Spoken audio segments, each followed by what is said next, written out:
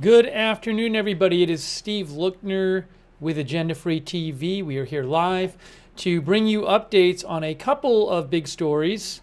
We want to give you updates. I want to give you some updates on the Georgia school shooting.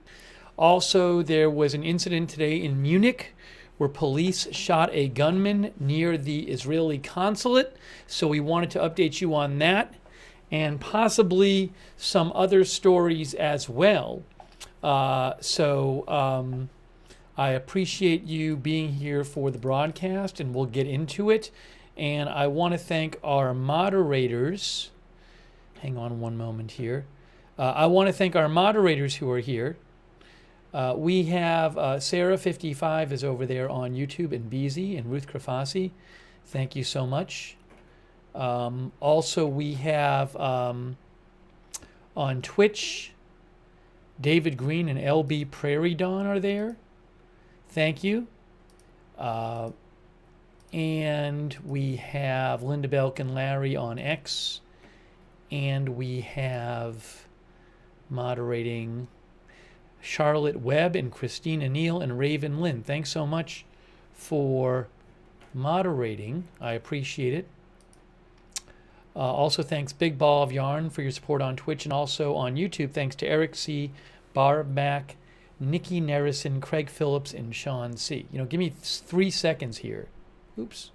Give me 3 seconds here. Just need to do something real quick. Hang on a second.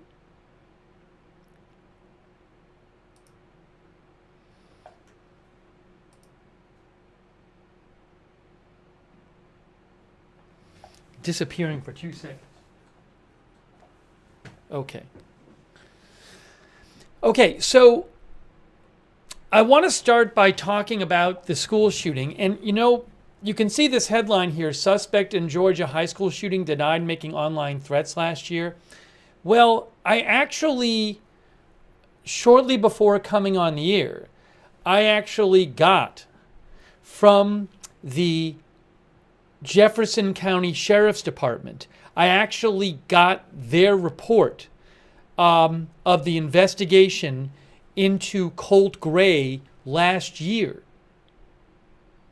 They actually, because I saw some articles had the report, so I messaged them, and very nicely they sent me a media copy of the report. So I actually have the report itself from the Jefferson County Sheriff's Department about when they investigated Colt Gray last year for a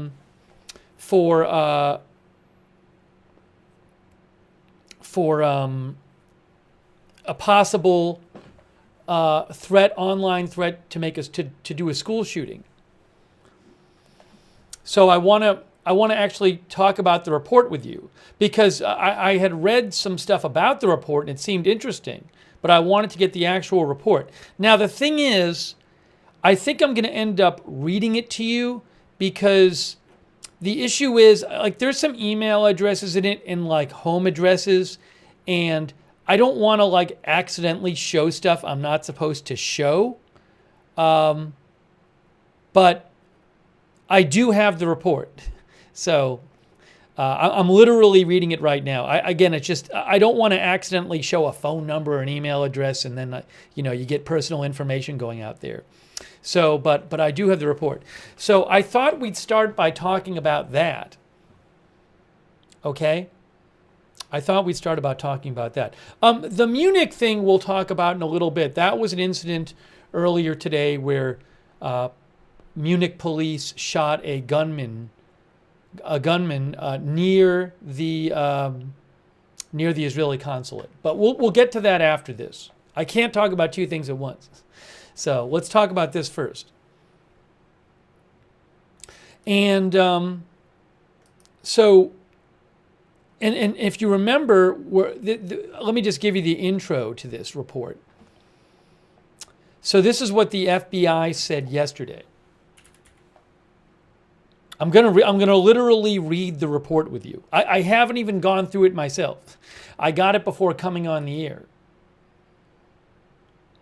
Yeah, Munich is in Germany. So we'll get to that. We will get to it. So remember, the FBI said yesterday that they last year had investigated the school shooter, the school shooting suspect, presumed school shooter, Colt Gray. They had investigated him last year. Police had investigated him last year, local police, on an FBI, after FBI got tips, for making an online school shooting. So this is what the FBI said yesterday. They said, yesterday the FBI said, in May 2023, the FBI's National Threat Operations Center received several anonymous tips about online threats to commit a school shooting at an unidentified location and time. The online threats contained photographs of guns. Within 24 hours, the FBI determined the online post originated in Georgia, and the FBI's Atlanta field office referred the information to the Jackson County Sheriff's Office. That's the report. I got the report from the Jackson County Sheriff's Office. The Jackson County Sheriff's Office for action. The Jackson County Sheriff's Office located a possible suspect. That is 13-year-old Colt Gray. This is Colt Gray. The FBI said that's Colt Gray. And they interviewed him last year and his father. The father said he had hunting guns in the house, but the subject, Colt Gray, did not have unsupervised access to them. Colt Gray denied making the threats online.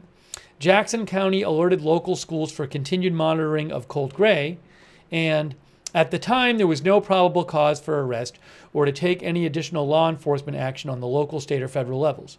So certainly, you read that, you might say, I want to know a little more about that whole thing. So again, what I have obtained from the Jackson County Sheriff's Office is a report from the Jackson County Sheriff's Office about their investigation into this last year. Okay, so let's talk about that first. Let's talk about that first. And now Jackson County, by the way, is right near, it's Winder, Georgia, where the school shooting was.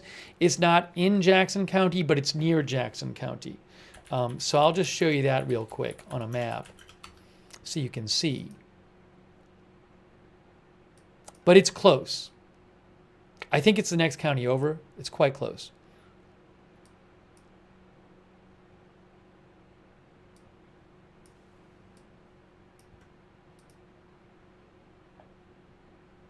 Yeah, so, oops, that's my Google activity. There's nothing personal on that page listed, but that's the wrong, I see what happened. Here we go. Right here.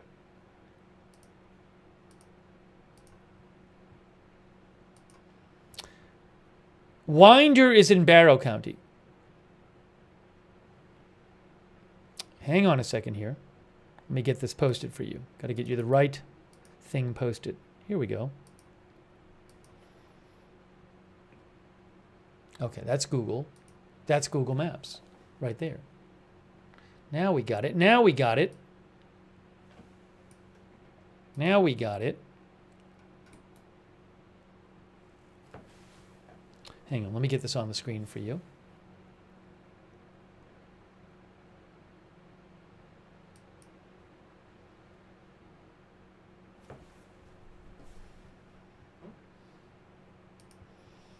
All right, so we're gonna read the report from the Jackson County Sheriff's Office about this investigation last year. Cool. So here, Jackson County is right here. You can see that's Jackson County, and Winder is just like less than 5 miles from Jackson County.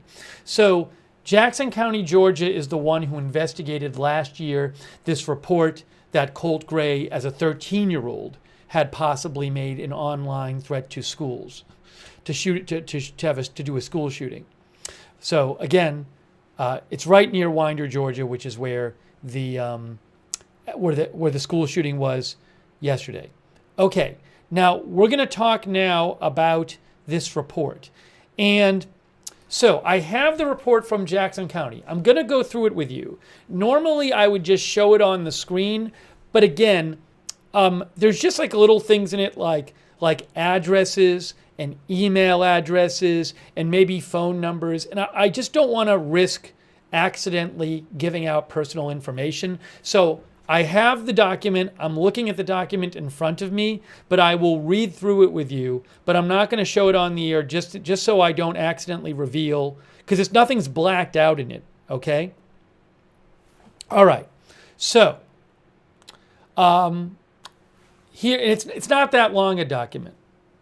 So here is this is from May 21st, 2023. This is a police investigator. This is a police investigator who wrote this. Okay, I'm literally reading from the investigation. On this date, I was informed by a police captain that he had received a tip from the FBI that, now it says Colin Gray, but this is Colt Gray. So I don't know if it says Colin Gray because that's his real name or that's a different name for him, but it's the same person. I'm sorry. You know what it is? Colin Gray is the father. It says in the report, Colin Gray is the father. Again, I just got this report right before I came on the air, so I haven't even read through the report. Colin Gray is the father. Okay, let's start again. May 21st of last year. Police investigator writes, on this date, I was informed by a captain that he received a tip from the FBI that Colin Gray had possibly threatened to shoot up a middle school tomorrow. That was the threat, by the way. So, by the way, already, let me point out, I'm guessing since Colt Gray is 14, last year he would have been 13. My guess is that he would have been in middle school last year. That's what makes sense to me. So what was being investigated was an FBI tip that Colin Gray had possibly threatened to shoot up a middle school. The next day, the information was received by the FBI from a user on a Discord chat group. So somebody's on Discord, they're doing a chat. I'm going to interject here as I'm going through the report.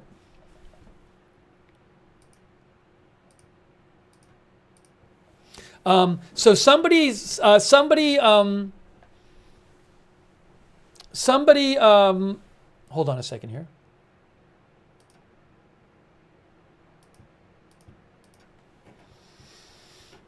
No,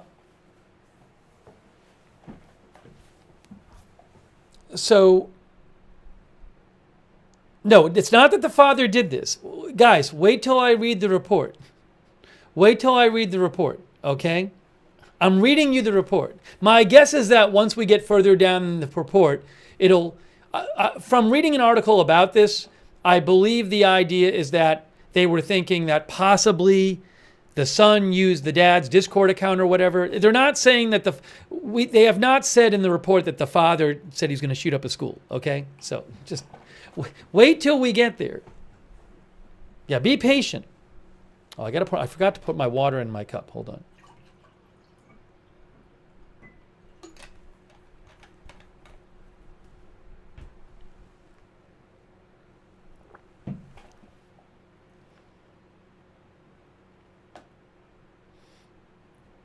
Okay, hang on a second here.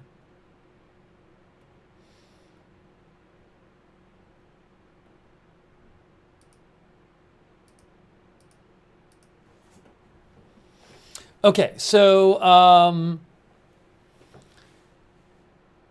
we're going forward now. We're talking about this report from the Jackson County Sheriff's Office. Let's get into it.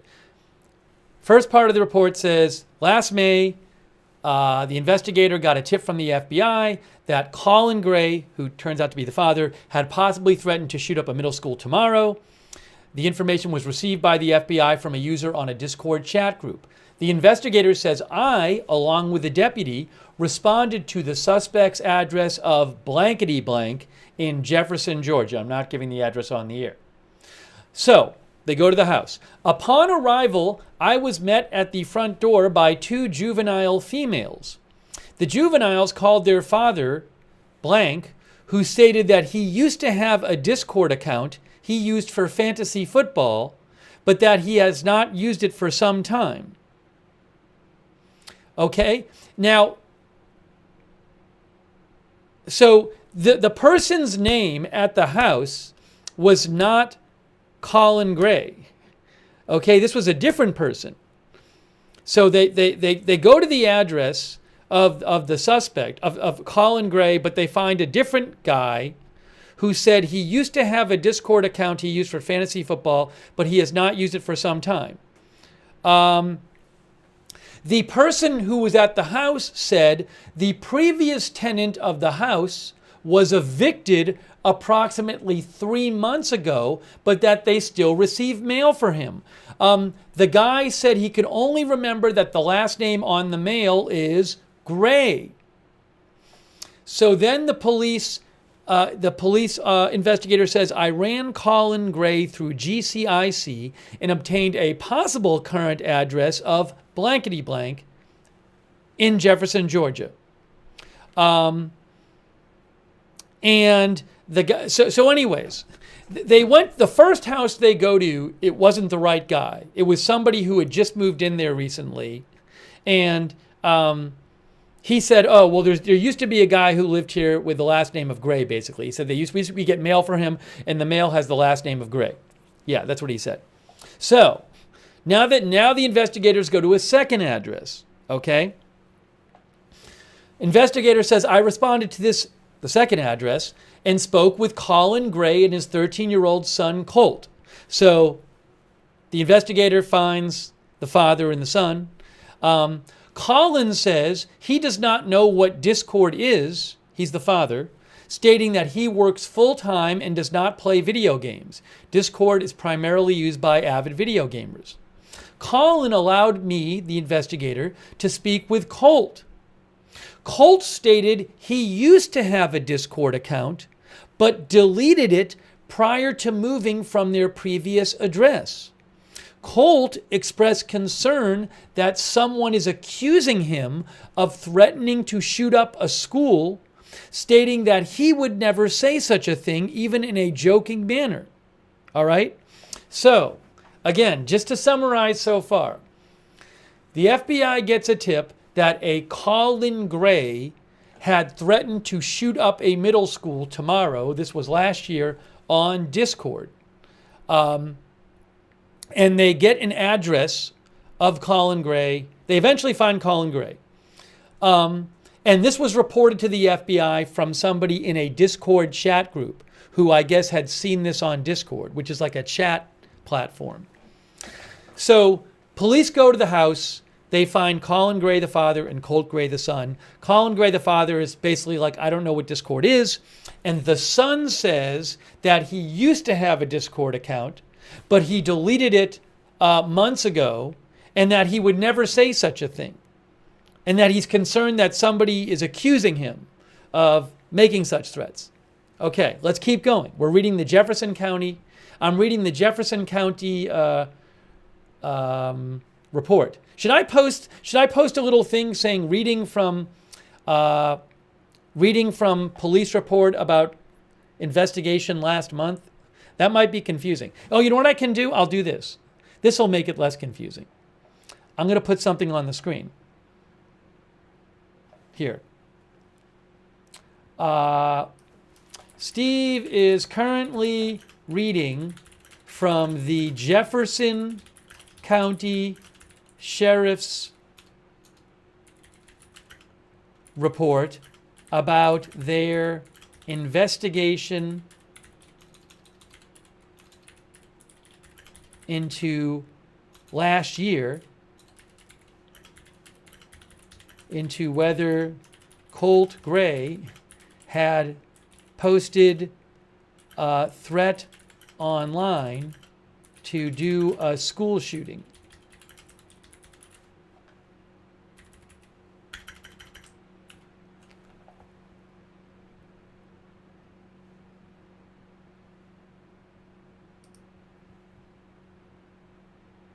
Now people know what I'm talking about.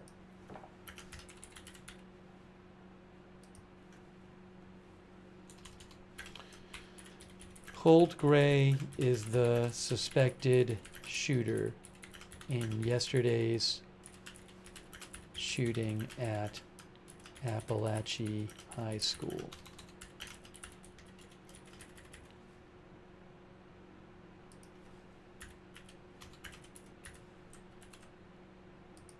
Now we know. Now we know. All right, so there's Colin Gray, the father, and there's Colt Gray, the son.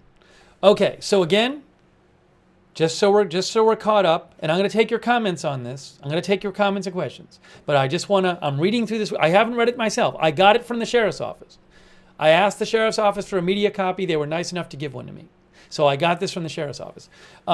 So, again, long story short, FBI, somebody who's on Discord, they contact the FBI. They basically say something like, I saw this Discord account on Discord say that they're going to do a school shooting tomorrow at a middle school.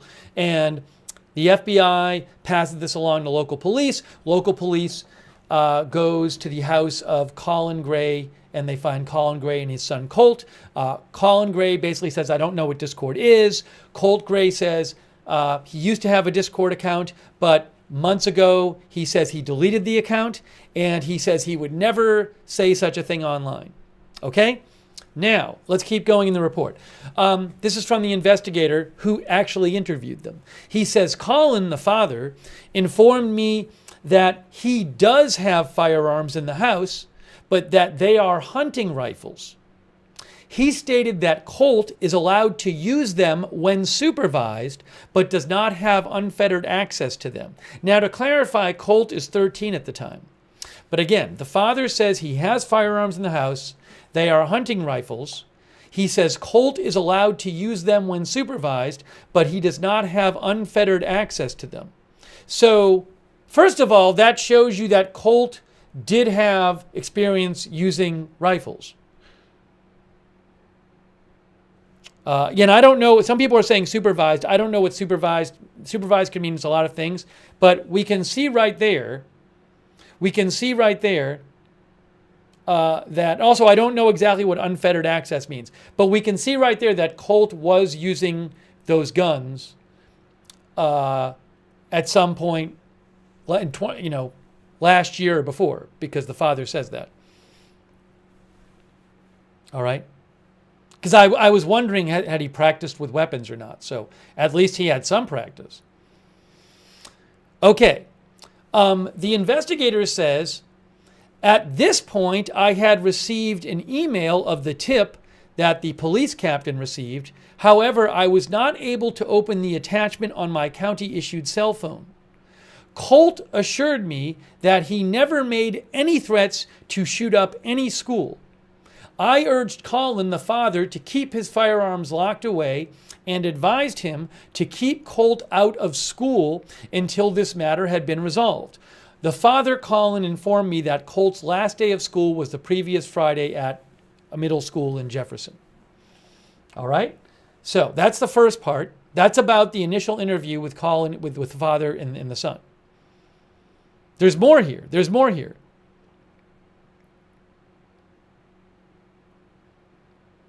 Okay, so the next 2 days later, 2 days after interviewing the father and the son, the investigator, there's another report from the investigator. May 23rd, 2023, the investigator for Jefferson County Sheriff's Office says, on this date, I reviewed the tip that was sent by the FBI. The tip information indicates that the FBI received a tip from an IP address in Palmdale, California.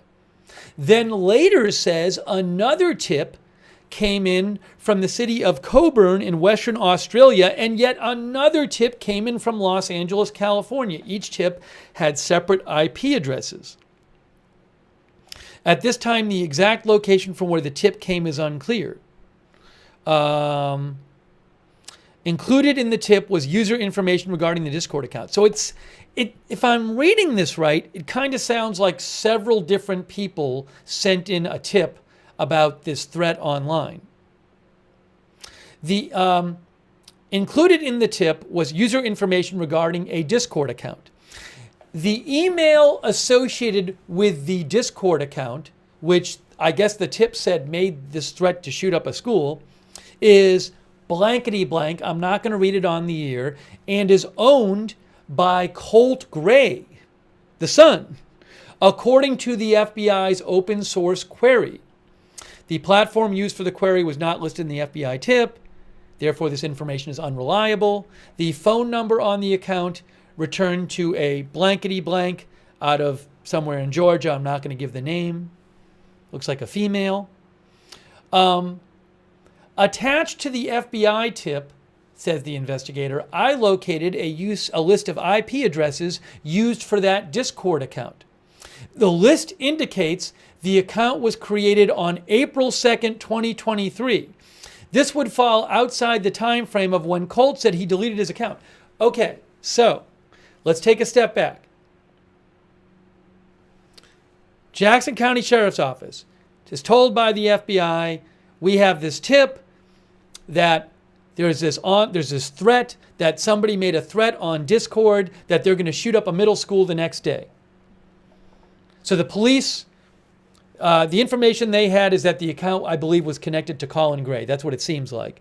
So they go and interview Colin Gray, and Colin Gray has a son, Colt Gray. Colin Gray's the father. He says, I don't know what Discord is. The son, Colt Gray, says, well, I deleted my Discord address before we moved here, which would have been months ago.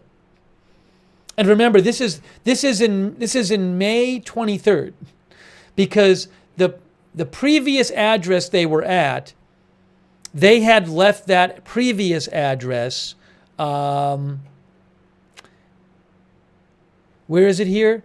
Around 3 months ago. Okay, so they would have moved. Colt Gray would have moved at least 3 months before May, because first the investigators went to the previous address looking for Colin Gray, the father, and it was somebody else, and they said, oh, we've been here at least 3 months, or we've been here around 3 months, because the previous tenants were evicted. So when police first talked to Colt Gray, he says, well, I deleted my Discord account before we moved from the last address. This would have been months ago. That would have been months ago.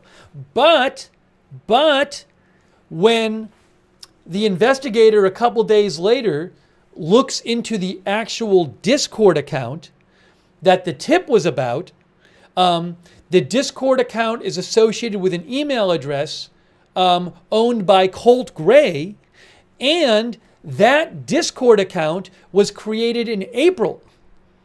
So Colt Gray told police that he had deleted his Discord account months ago, but it was not deleted months ago.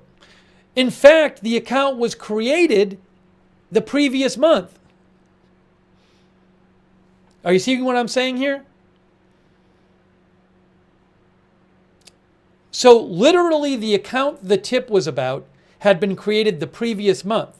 But when police went and talked to Colt Gray about it, he said, oh, I deleted my Discord account months ago.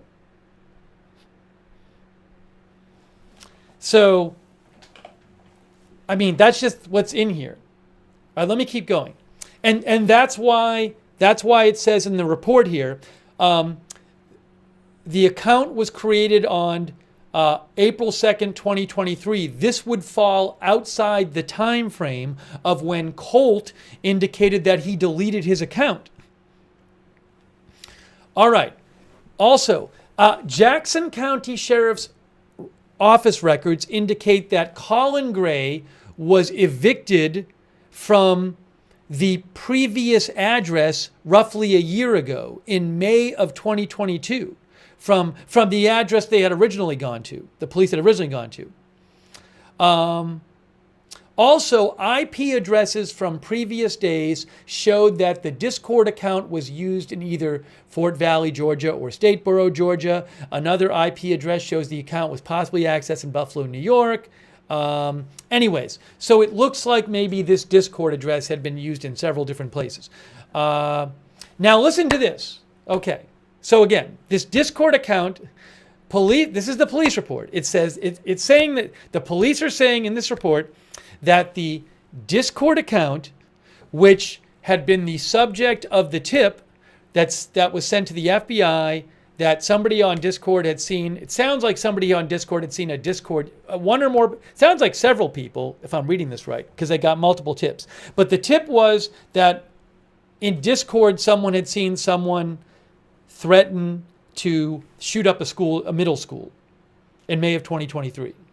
And the Discord account that was being tipped about belonged to Colt Gray, according to this, what I'm reading here, according to the investigation. Okay, now, listen to this. Included with the tip that got sent to the FBI by one or more people are several photo attachments. So the tip came in with photo attachments. The investigator says, upon opening the attachments, I observed that the user profile name is written in Russian. Translation of the Russian letters spells out the name Lanza, Lanza, referring to Adam Lanza, who is the perpetrator of the Sandy Hook Elementary School shooting in Newtown, Connecticut. So, again, this Discord account that the investigator said belonged to Colt Gray, that the tip had come in about, the user profile name was Lanza, written in Russian. I'm literally just reading you I'm not making this up. I'm just reading you the police report. I'm reading it to you. I'm literally got this police report from Jefferson County Sheriff's Office. Okay, so hold on. Let's keep going. The police investigator, after figuring this out, says, I contacted Troup County Sheriff's Office and provided an investigator with the information regarding a possible suspect in LaGrange, Georgia. Later, I learned that contact was made with the person, the address listed, who informed them the number no longer belongs to them. What does that even mean? I'm a little confused by that part of the. Oh, I'm sorry. The LaGrange, Georgia thing was, there was a phone number on the Discord account belonging to, I believe, a female in LaGrange, Georgia. And that number was called, and the person who picked up said, well, the name you have on that phone number is not my name. Okay? Okay. Now, the police investigator says, I spoke with Colt Gray's father again. I spoke with Colin Gray, and I informed him of the inconsistent information found on the FBI tip. Colin, the father, said that the email address on the Discord account is not known to him or Colt, and that Colt does not know or speak Russian. He also said he does not know anyone in LaGrange, Georgia. Again, because the phone number on the Discord account, I guess, was a phone number in LaGrange, Georgia. Colin, the father, also stated that he spoke with Colt, the son, about this matter last night. Colt told his father that he stopped using Discord because too many people kept hacking his account, and he was afraid someone would use his information for nefarious purposes. I urged the police investigator says, I urged the father, Colin, to take necessary precautions to secure Colt's personal information, such as his social security number, and informed him I could not substantiate the tip I received from the FBI to take further action. At this time, due to the inconsistent nature of the information received by the FBI, the allegation that Colt or his father Colin is the user behind the Discord account that made the threat cannot be substantiated. This case will be exceptionally cleared. So, ultimately the police concluded that they could not prove that the father Colin or Colt were I guess, were behind the Discord account, even though there was evidence tying Colt to the Discord account. They didn't have enough to prove it, I guess. But anyways, I mean, we don't know if it was. We don't know if it was. And now it turns out that Colt has committed a school shooting, according to police. But again, one thing, again, first of all, I just want to just slowly go over this. FBI got a tip from somebody on Discord that another Discord account had threatened to shoot up a middle school. FBI passed it along to local law enforcement. Local law enforcement, the Discord, they get an address. The FBI tip was that, I guess the FBI somehow came up with the name Colin Gray and an address. So eventually local law enforcement tracks down Colin Gray. That's Colt Gray's father. They talk to Colin Gray and Colt Gray. Colin Gray says, I don't know what a Discord is, basically. The son says that he deleted his Discord account months ago. But a couple days later, police figure out that the Discord address that supposedly made the threat to shoot up a school had been created just the previous month. And that there's the record said that account belonged to Colt Gray. And that the username on the account was the name Lanza written in Russian. Lanza being the same name as Adam Lanza, the Newtown school shooter. And then the father said, well, the son doesn't know Russian. And the son said that he had been concerned that his account people might be trying to hack his account. Is that what he said? Without going over all of this again. The son said he stopped using Discord because too many people kept hacking his account, and he was afraid someone would use his information for nefarious purposes. So, was that his account? Was it his account? Was that Discord account that got reported last year for threatening to shoot up a middle school the next day, was it actually Colt Gray's account? Was it Colt Gray who made that threat? I can't tell you. The police said they did not have enough information to take further action on it. Okay? We're not even done with the report. But there's one more part of the report I want to read to you. It's a supplement. Anyways. But that's the big part, I believe.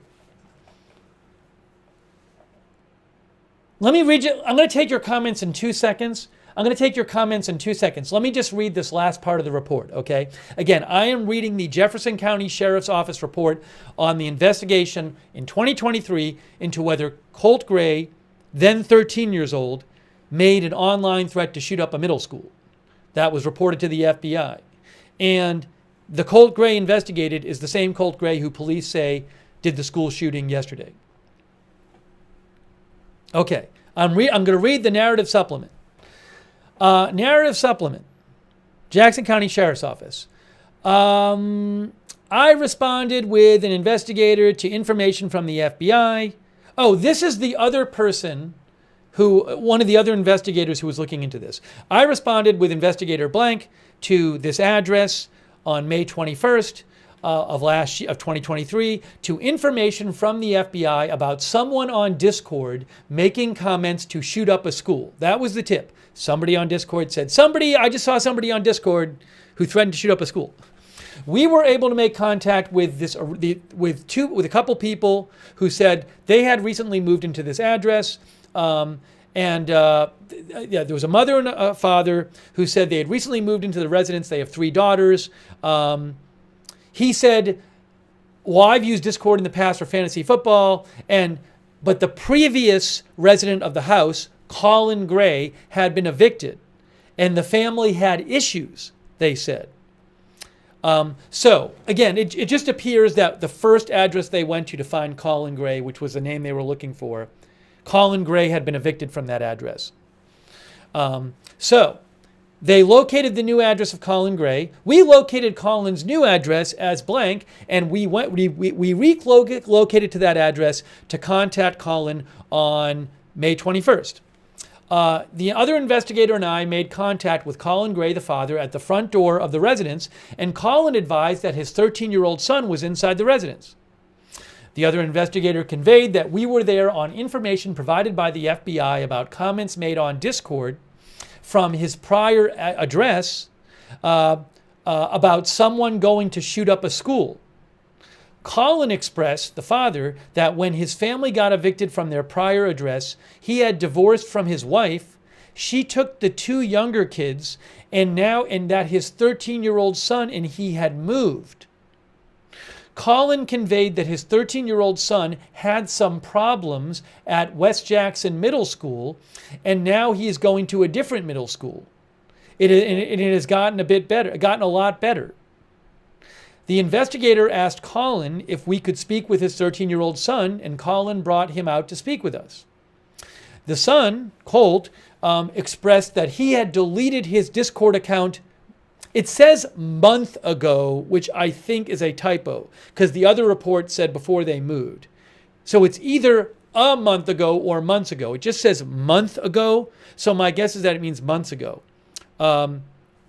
He says, it said that he had deleted his Discord account. This report says month ago, not a month ago and not months ago. So it's a little vague. Due to it,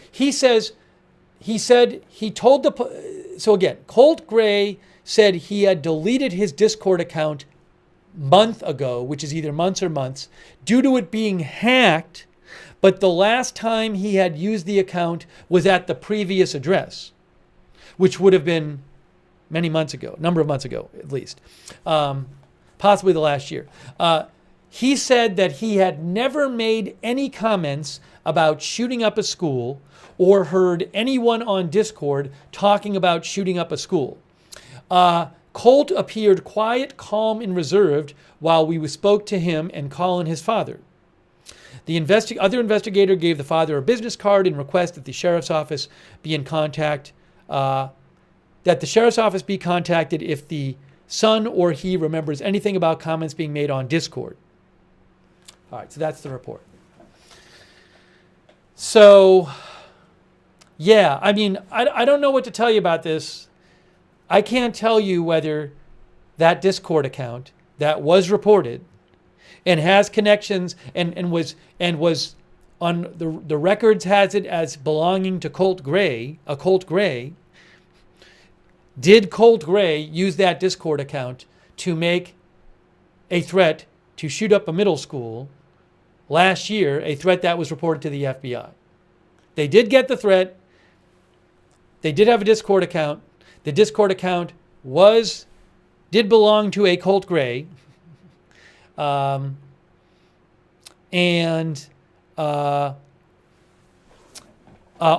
the username on the Discord account was Russian, and it was Russian writing, but the name in Russian was Lanza, Lanza, which is the same name as Adam Lanza, the notorious school shooter from Newtown, Connecticut. Translation of the Russian letters spelled out the name Lanza. All right. Anyways, okay, let me take some comments from you. Smedley thinks there was no proof, but it's pretty damn obvious. I mean,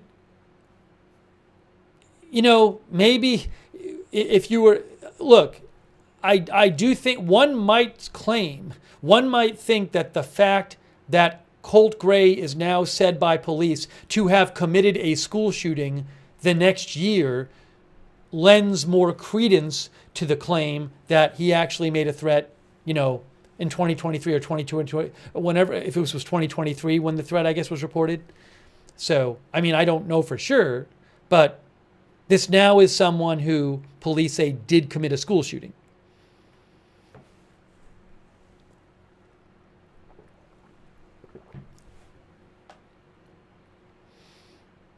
Let's see. Also, I will say this. I don't know if this Discord account that this police report says belonged to a Colt Gray. I don't know if Colt Gray, the shooter, the school shooter, was in control of that Discord account last year when it was reported for making a threat to shoot up a middle school. But it would be quite a coincidence if last year someone else used Colt Gray's Discord account to threaten to shoot up a middle school, but it wasn't him, and it turns out that he did it a year later. Although he shot up a school did a school shooting a year later. But I don't know. I can't tell you for sure. The Vex says maybe it gave him the idea. I mean, we just don't know for sure. Hold on a second.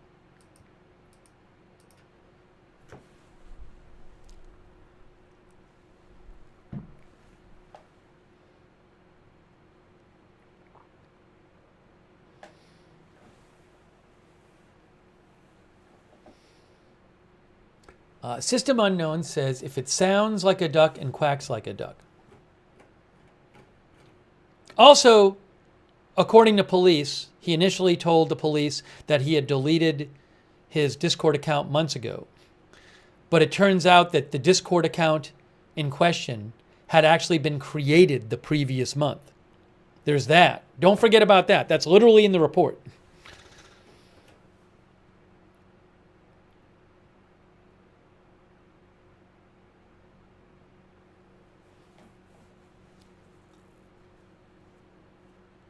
Morph Retro thinks they caught him red-handed, but it seems to be mistaken identity or just trolling internet confusion at this time. No other behavior signs.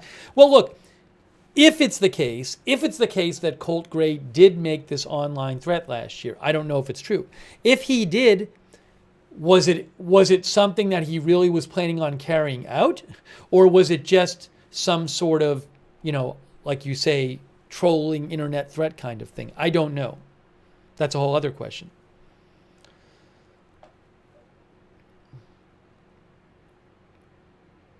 Wolf says maybe he had an old account, deleted it, and made a new one. I don't know. I mean, yeah, it seems, but he said he hadn't been using Discord. I mean, if the police come to you and I don't want to read the whole report again, but it would seem that if he had created a new account and didn't tell police about it, that was not being really open with them. I think he said he had stopped using Discord. Didn't he say that? Yeah, he said he had stopped using Discord months ago because he was... Where is it here?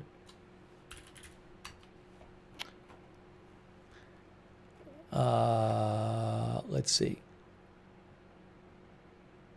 Yeah, Colt said he had stopped using Discord because too many people kept hacking his account, and he was afraid someone would use his information for nefarious purposes.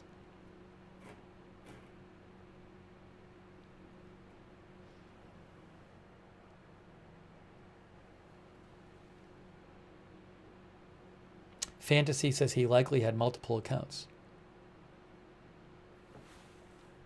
Veronica says, what problems did he have in the other middle school? It doesn't say in here. Again, the father told police last year that that Colt had some problems at one middle school, and he was then, at that point, had switched to a different middle school and had gotten a lot better.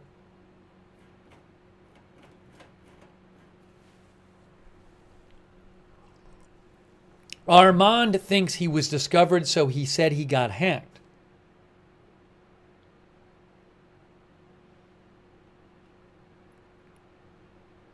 And then there's this whole question of, like, I don't know if anyone... So he's at this school now, the high school. Do they know about this report? Or is this kind of like, is there any way for them to know about this report? Because... maybe if you knew this about someone, if you knew that, the police had interviewed him because they were investigating a report that a Discord account apparently tied to him had threatened to shoot up a school. If you knew that now, maybe that would make you keep an extra eye out or something. I'm not sure. I don't know if this information was information that the current school had. I have no idea. Because this is from last year. Caffeinated Misfit says, probably not. 2 different counties, different school systems. Jack Matachione says, schools do not get the reports on this stuff.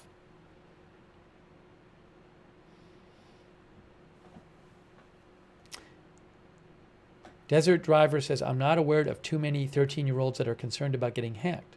Ryan Teasdale says, this is all so weird. Smitty2JZ says, highly doubt anyone hacked his account.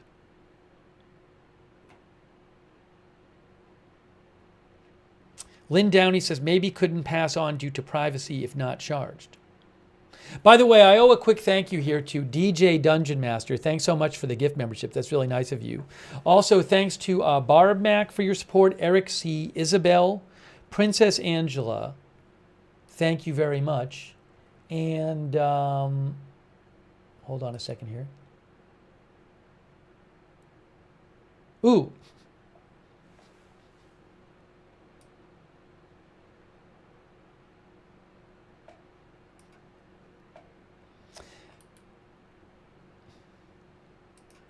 I'm embarrassed now. I sent a couple emails this morning because I was trying to get a copy of the report, and it wasn't exactly clear to me what the right address was to write to because it was a little unclear. One of the places I ended up writing to, I just realized, was the wrong state. I accidentally sent an email to Jackson County in a different state. And they wrote me back just a form letter basically saying, we have searched and we have no records pertaining to your request. So I'm sorry to have, I'll apologize to them after. I just realized it right now. Anyways. Let's see here. Hey, thanks to 66 Spade for your support. Also in Big Chief Rick. So, Richie MC said his dad might be involved. I haven't seen any reporting that the dad is involved or accused of being involved. Although, again, we'll have to. There's a lot more to come out here in terms of the background of the family. As I did say in the report, it did interestingly say that the father, when the police came to the house last year, said that Colt, he has hunting rifles. That Colt is allowed to use them when supervised, but does not have unfettered access to them. So, as I said before, Colt Gray did have shooting practice because as a 13-year-old, according to his father, he was allowed to use the rifles when supervised.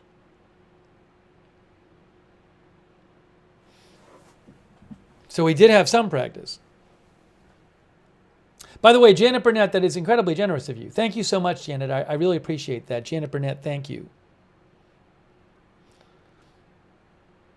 All right, so I'm going to take a couple comments. I want to talk about the Munich thing, too. Our viewer, Rug Ops, says clearly he did have unfettered access to him. Well, we don't know.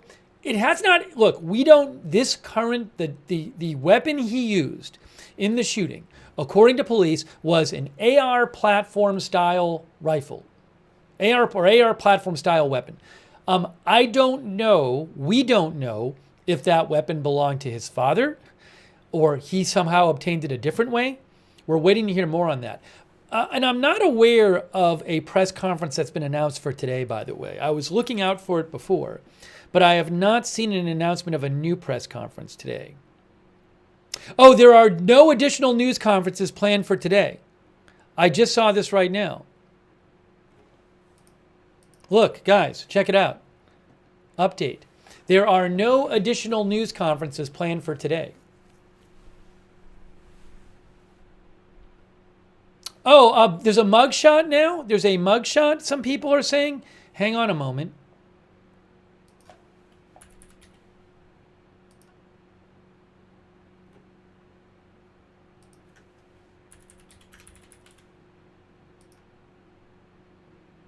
Here it is. We got it. B&O News Live. Mugshot of 14-year-old who opened fire at Apalachee High School in Georgia, killing 4 people and injuring 9. B&O News got it. At B&O Desk. They are reliable.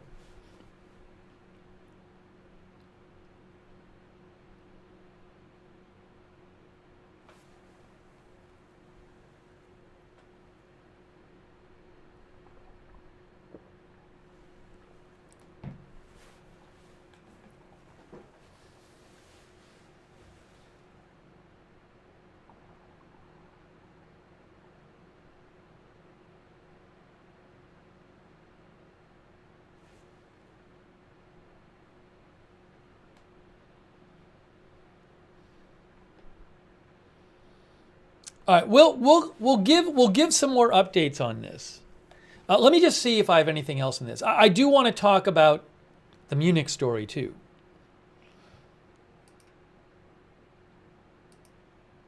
See, there's other information too. There's more on that story too. I want to get to. There's a bunch more information on that story, but we're covering a couple things.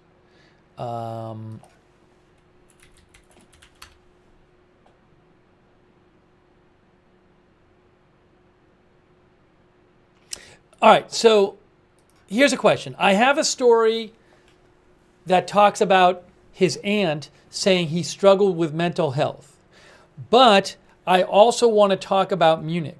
So how about we talk about the Munich story for a little bit, and then we'll come back and we'll talk about the school shooting story more. Does that sound okay? Because we've been talking about the school shooting story, and I want to talk about both of them. Can we do that? Because I can't do two things at once. Okay? By the way, thank you so much to Boz in Canada. Thank you, Boz. Also, Corrine Amos. Do we know anything else about the call-in threat before the shooting? I have not heard anything new. It is still unclear if CNN claims that there was a call that was made to the high school threatening to threatening shooting at the high school before the shooting. Police have said that so far they're not aware of that. They said another high school got a call that they investigated and determined there was no threat. So I have not heard new stuff about the phone call situation today. I'll let you know if I do.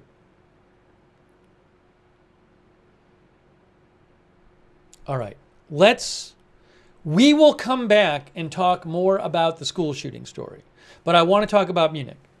By the way, thanks to our new member, Gina Marie.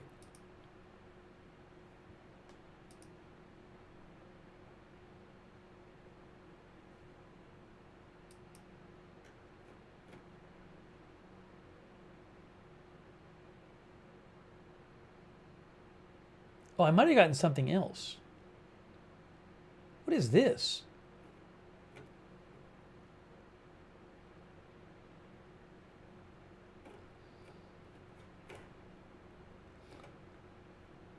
Hang on one sec, guys. Give me 1 second here.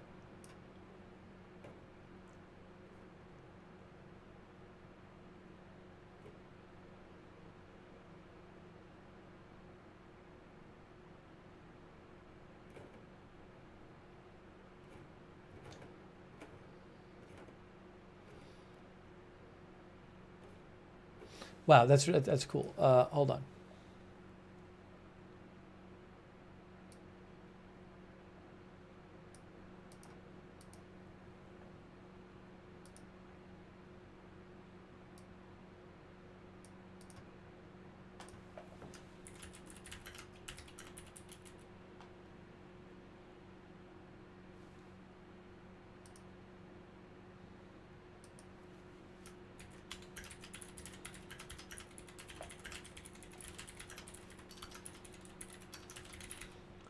So I got to say, I want to shout out the Jackson County Sheriff's Office in Georgia, because not only I had sent them a request earlier today to see if I could get a media copy of the report about the Jackson County Sheriff's Office investigation. Oh, I can turn off this thing for now, the ticker right now. Not only, so I sent them earlier today, I wrote to the Jackson County Sheriff's Office and I asked them if I could get a media copy, which some other media outlets had, of the report about the investigation into whether Colt Gray last year made an online threat to do a school shooting. And super cool of them, they actually sent me the report, which was fantastic, really super nice of them. Props to them. Thank you. I literally just got another email from them where they, I guess, had a few more things, and they sent a few more things, which it's like in addition to those things. The main thing I wanted to read to you is what I originally read to you, but like they literally just emailed me again because I guess they had a couple more things, which is super nice of them. So, just thank you to them. I have written back thanking them, by the way, but they're being really open and cool about sharing this stuff with media. So they know where, I mean, I sent them where the channel is and everything. So they know what the channel is. Anyways, Baz says transparency. Now I'm guessing, they're probably getting a number of requests, but it's cool of them. Okay, let's talk about Munich, because I want to talk about both things. I don't know if you guys heard about this. So initially, there were reports early this morning, because Munich's, it was during the day Munich, Germany time, but it was very early in the morning here in the U.S. There were reports that, can I show this? Hold on. I might have a video I can show you too. How about that? I'm going to show you a video too. Hold on, let me just get this downloaded here.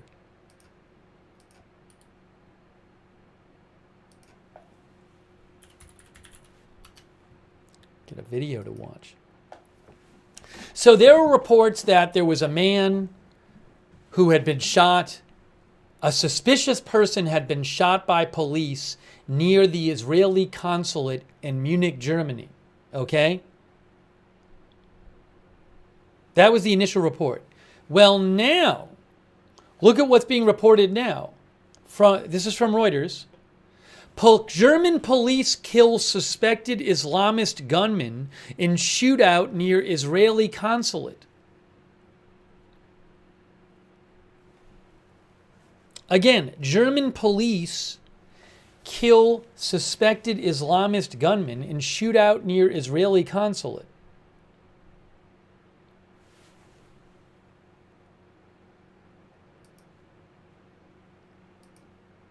Because initially it wasn't clear who was this person.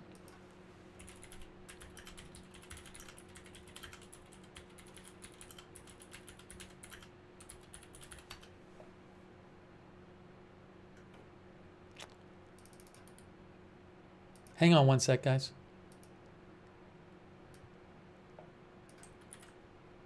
Give me one moment.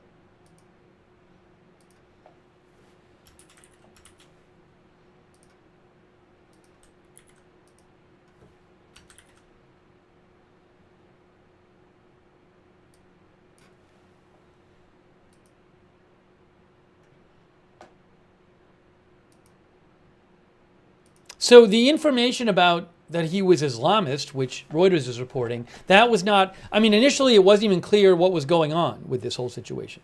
All right, let's read it. This is from Reuters.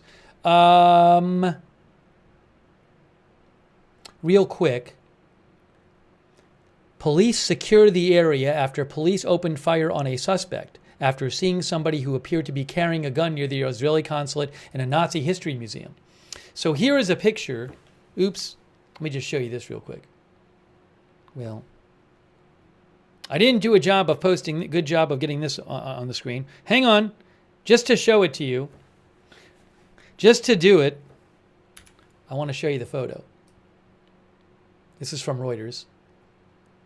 I'll leave the watermark on it for now. Okay, just so you can see the general area there. I have a video I'll play too. Okay, let's look at the article. German police shot dead an Austrian suspected Islamist gunman. Again, from Austria. German police shot dead an Austrian suspected Islamist gunman in Munich on Thursday, today, in an exchange of fire close to the Israeli consulate, prompting politicians to stress the importance of protecting Israeli sites in the country. Police say the 18-year-old man fired shots from an old carbine rifle with a bayonet in Munich's Max Vorstadt district near both the consulate and a Nazi history museum before being killed in a shootout with 5 officers.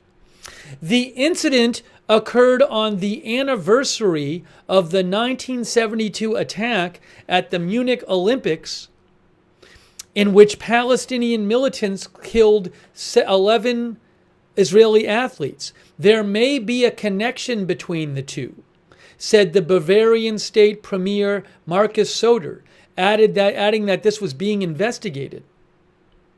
The gunman was already known to Austrian authorities as a suspected Islamist and had been reported to police last year for alleged membership in an extremist group, a spokesperson for Austria's Interior Ministry in Vienna said. We assume that he is a lone perpetrator who is radicalized, said Franz Ruf, Austria's General Director for Public Security. In a statement, Munich police described the incident as a terrorist attack with reference to the Israeli consulate, adding that the suspect's motivation was one focus of the ongoing investigation. A Munich police spokesperson said the teenager was an Austrian citizen thought to be a resident in Austria. He had recently traveled to Germany and lived in Austria's Salzburg area, according to Austria Standard newspaper and Germany Spiegel news outlet. So this was the anniversary of the 1972 attack at the Munich Olympics, in which Palestinian militants killed 11 Israeli athletes. There may be a connection between the two.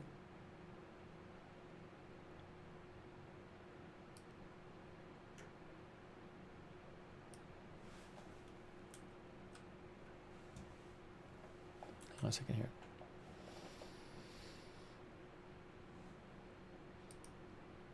Let me keep going here. I'll take some comments in a second from you guys.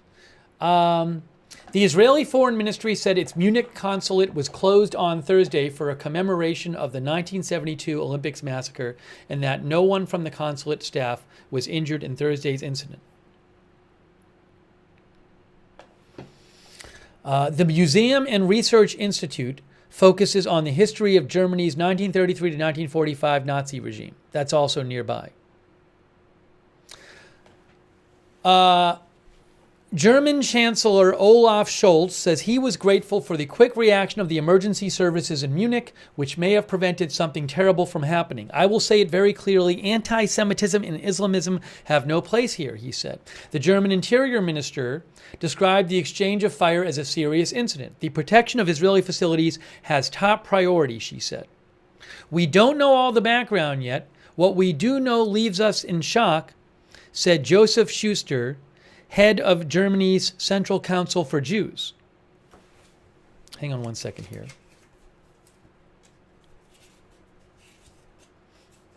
I just wanted to post this quote here about, I had posted on X about this. I wanted to post a thing about the anniversary.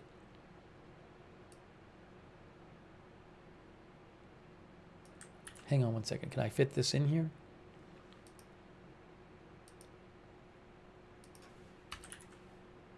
No.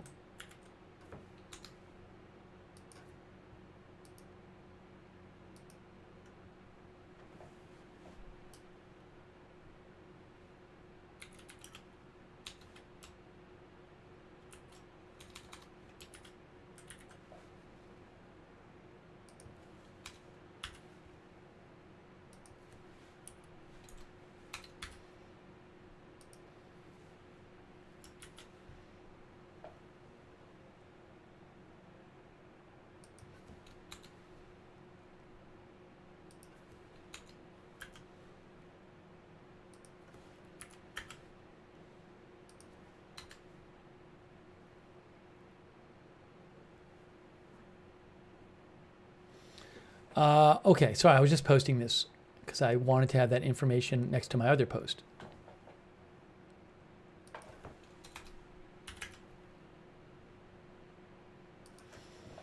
Sorry, I got held up for a second. Let me just finish going through this and then we'll talk about it. And I have a video I'll show you. The shooting, so again, we have a gunman killed by police in Munich, Germany, in a shootout near the Israeli consulate and a Nazi history museum. The gunman had an old carbine rifle with a bayonet, and he fired shots from it. And then police killed him. It was a shootout with 5 officers. The incident occurred on the anniversary of the 1972 attack at the Munich Olympics, in which Palestinian militants killed 11 Israeli athletes. There may be a connection between the two, said the Bavarian state premier. The gunman was already known to authorities in Austria as a suspected Islamist. He lived in Austria and had been reported to police last year for alleged membership in an extremist group. Police are assuming that he is a lone perpetrator who is radicalized. The shooting came at a time of heightened polarization in Germany's political climate. On Sunday, the anti-immigrant Alternative for Germany, AfD, became the first far-right party to win a regional election since World War II. Politicians are also debating how to prevent violent crime following a spate of attacks like the stabbing attack, most recently in the northwestern city of Solingen, where 3 people were fatally stabbed by a Syrian asylum seeker at a festival last month. Okay.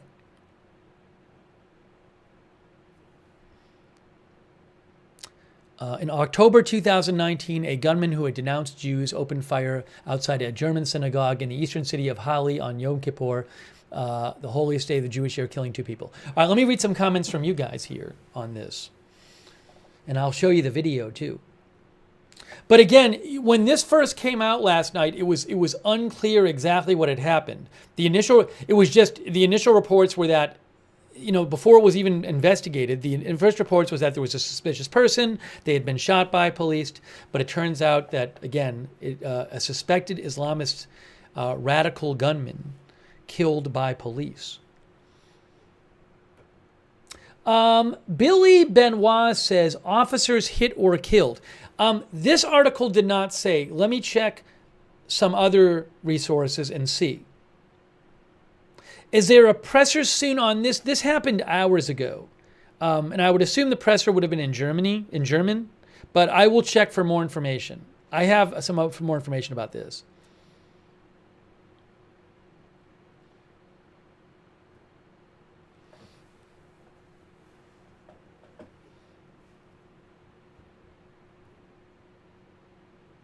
Bunker Bluster said, did he just dig up the right rifle from some World War II battlefield? I don't know where he got the rifle. It was an old carbine rifle. I wonder if we can find a picture on Wikipedia of that. A carbine is a long gun that has a barrel shortened from its original length, but this was an old carbine rifle. I mean, I don't know. There's one from around 1800 there on Wikipedia. There's ones. These are some older ones here from Wikipedia. I don't know if you can see this. So I don't know what era it was, but it had a bayonet on it as well.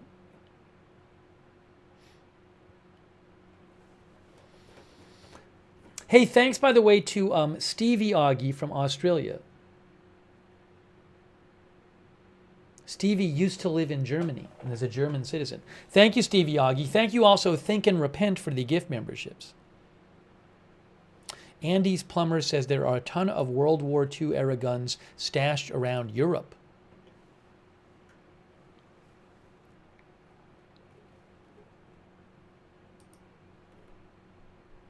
Yeah, I know there's some video floating around of this, but I cannot show it. Oh, you know what I didn't realize though?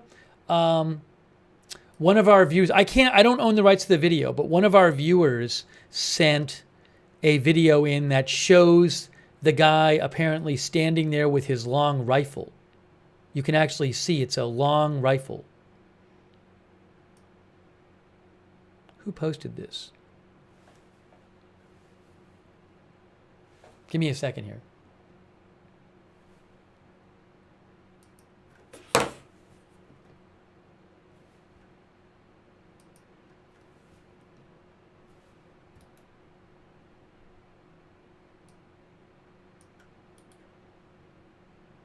Is this person a member of the parliament? Hold on. Maybe I can post the video in the chat for you.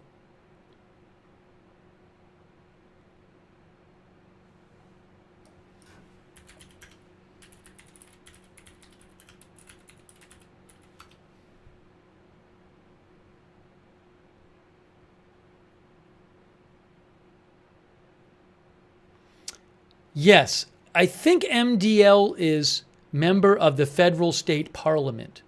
So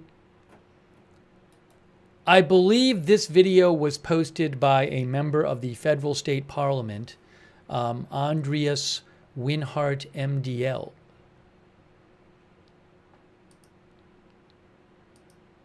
I'm going to post a link to the video in the chat, and you can look at it if you want. But if that's legit, you can see a guy with a rifle and a bayonet. Thanks to the viewer for writing in and sharing.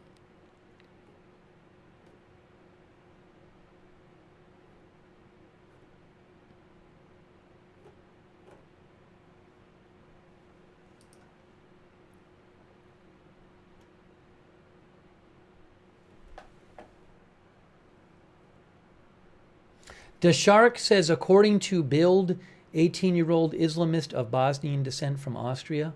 I'll check out a couple other articles.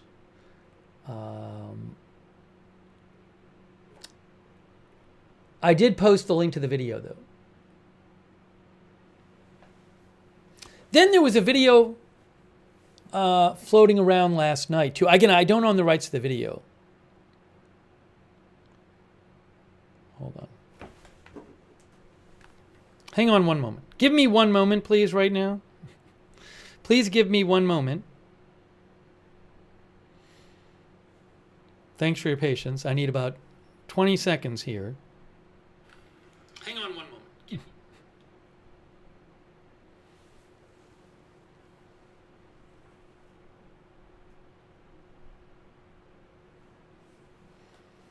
Linda Belk says, glad he, was neutralized before he could kill or hurt innocent people.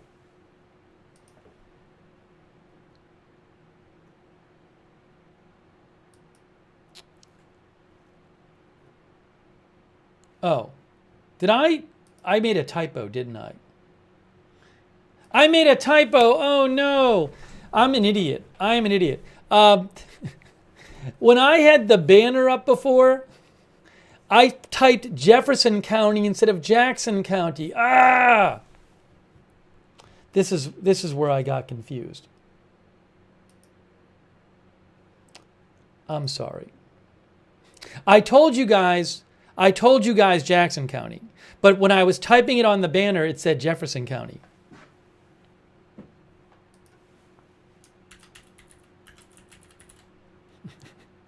Sorry about that. I apologize. It's really bad.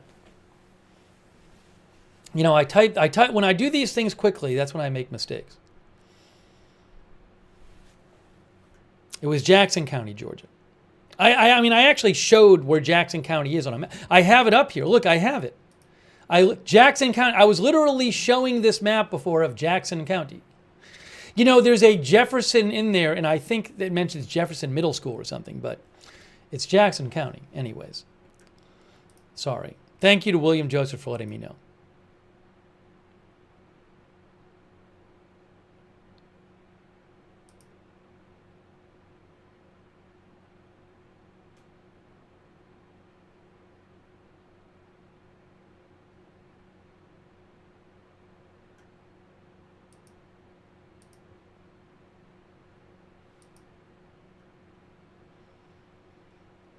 All right. Let me show you some more stuff. Oh, hold on.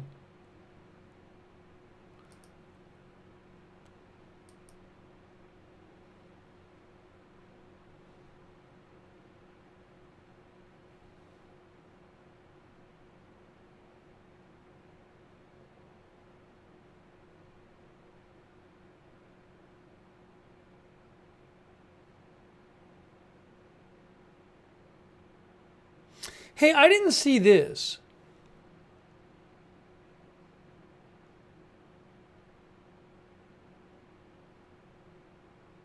Oh, that's interesting.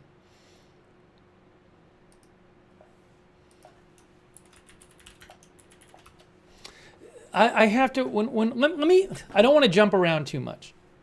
I'll have to get to that in a bit. I'll have to get that.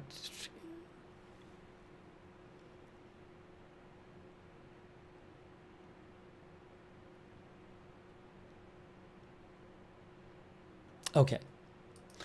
Let's I want to keep talking about, I'm getting to somebody, I'm reading a couple messages about the school shooter thing, but let's finish talking about the Munich thing. Let's finish talking about the Munich thing. Sorry, I'm getting confused with too many things going on. So let me play, I have a video about the Munich thing. Let me play you that and then give you a little more information about the Munich thing. Okay, hang on a second here. Let me play this video about Munich, if I can get it on the screen here for you. And this is a Reuters video that goes with that article I've been showing you. So I'm going to play it for you.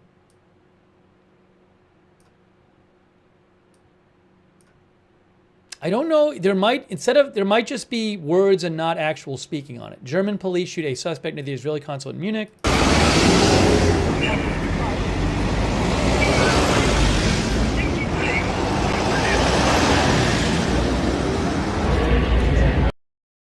A police spokesman said the suspect was a male with a long-barreled gun.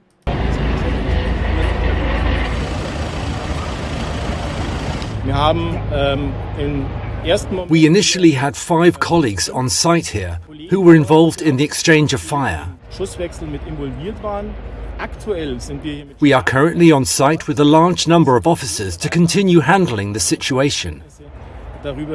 We have no information that there were any other people involved. We are still working on a vehicle here, where we are of course deploying the appropriate special forces. We are talking about several shots fired by both the suspect and police colleagues.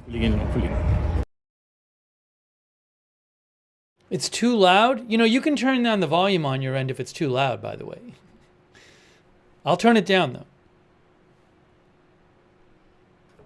You know, there's a thing on your computer which is volume, and if you turn it down, the sound gets lower.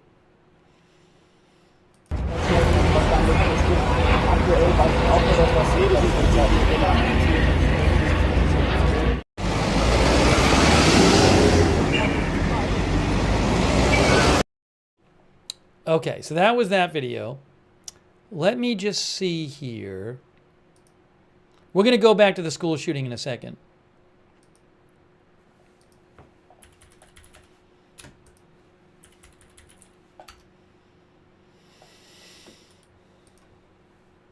I got a couple other things on Munich.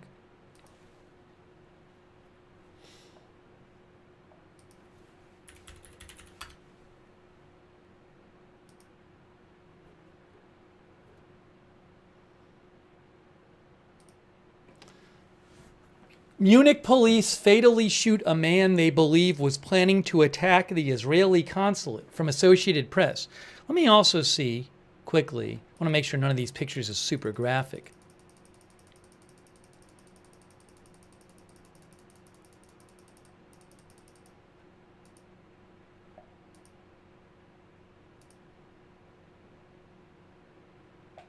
By the way, that right there is the Nazi Documentation Center, which may be that might be the Nazi History Museum I think they're talking about near where this was. Yeah, the Nazi Documentation Center and the Israeli Consulate General are in the same area, they say.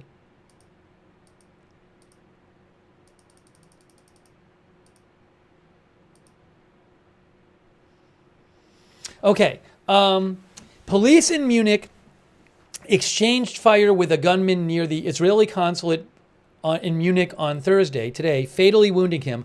Authorities say they believe he was planning to attack the consulate on the anniversary of the attack of the 1972 Munich Olympics. And I believe the consulate was closed. I think we just read that.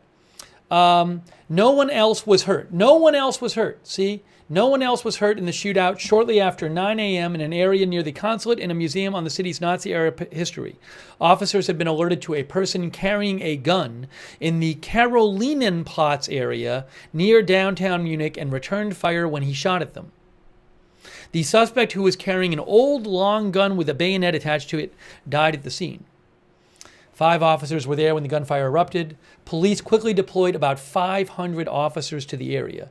Police said the gunman was an 18-year-old from Austria. See, this article doesn't talk about the Islamist stuff. It's not updated for that. The other article in Reuters talks about that.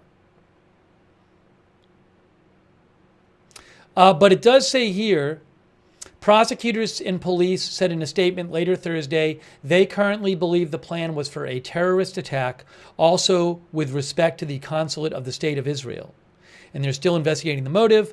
Thursday was the 52nd anniversary of the attack by Palestinian militants on the Israeli delegation at the 1972 Munich Olympics, which ended with the death of 11 Israeli team members, a West German police officer, and 5 of the assailants.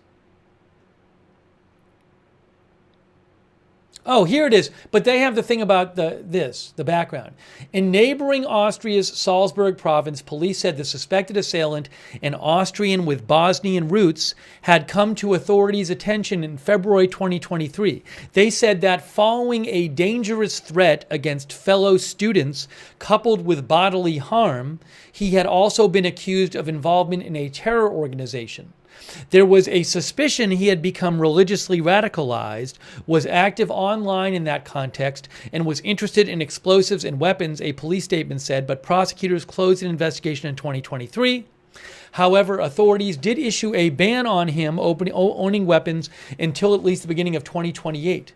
Police said he had not come to their attention since. The foreign ministry said, Israel's foreign ministry said the consulate was actually closed today, due to a memorial ceremony for the 1972 attack, and none of its staff were hurt.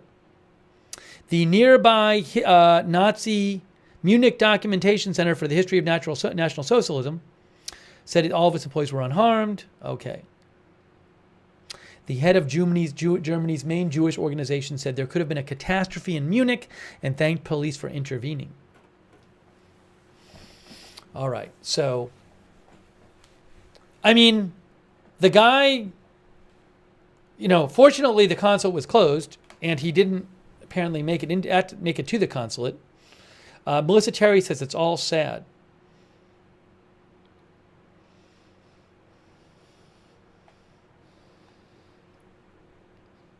Cherry Sour says another ticking time bomb.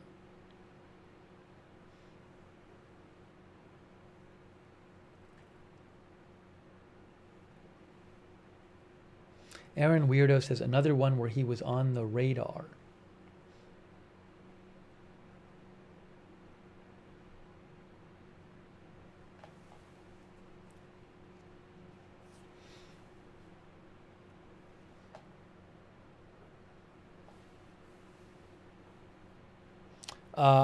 Brew Exploring says, wow, 18 years old.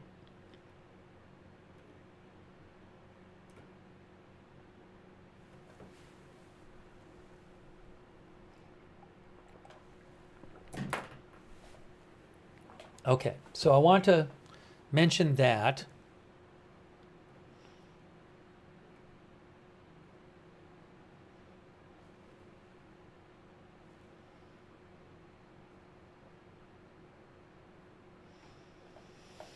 All right, I kind of want to go back to, Subi says, thanks for covering news from here. That's Subi from, I think, Germany.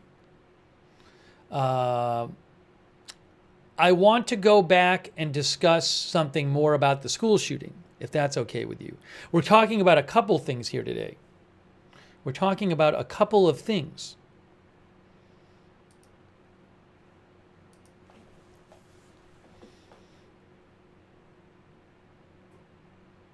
In case you missed it, by the way, we showed this already.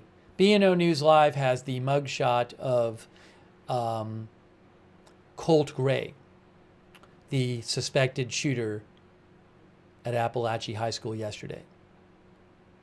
If you missed it, we spent some time. I got a copy of the police report when they investigated Colt Gray last year about a tip that someone had threatened to shoot up a school made online on Discord. So we talked about that earlier.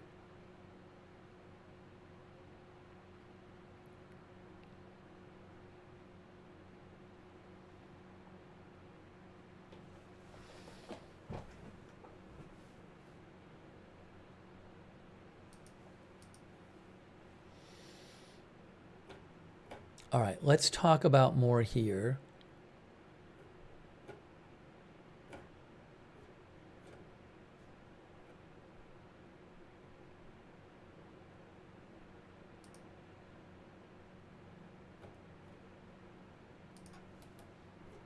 So one of our viewers sent me something from the Jackson County Sheriff's Office.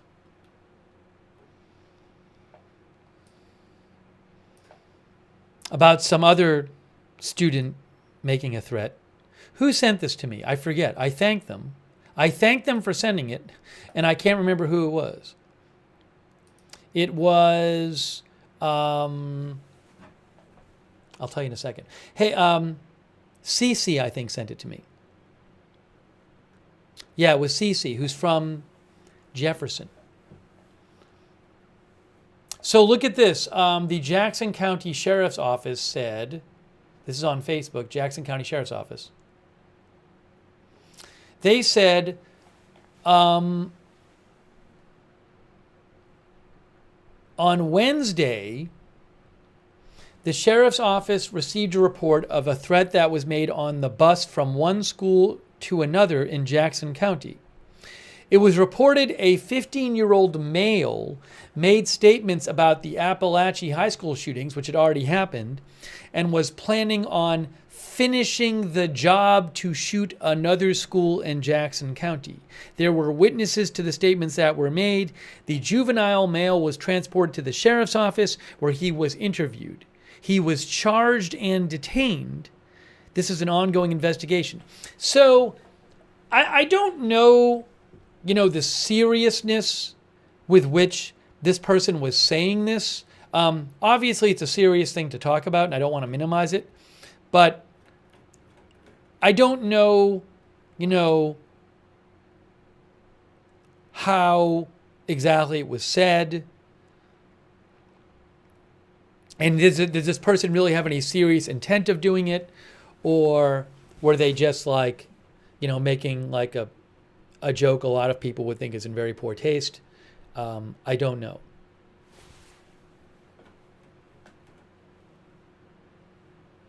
There's no evidence that that person was involved.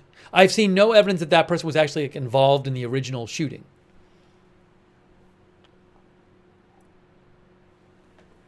Selena said we had many police in our school halls today. I'm not sure where she is, if she's in that area or not.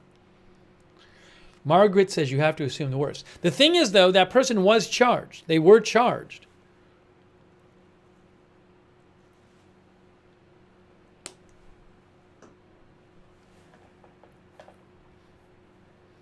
Wickedest Witch says nowadays you cannot make open threats. If overheard and reported, you will be investigated.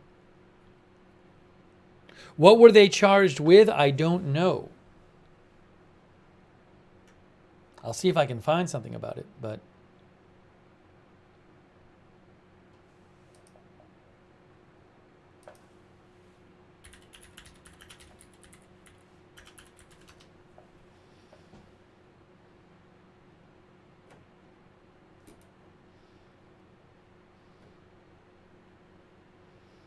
quick thanks to our moderators. I really appreciate our moderators being here. Let me shout out our moderators. Over there on YouTube, we have Cynthia Moon is there. Thank you, Cynthia. RJ is there. Thank you, RJ. Linda Belk and Larry on X. Also, we have...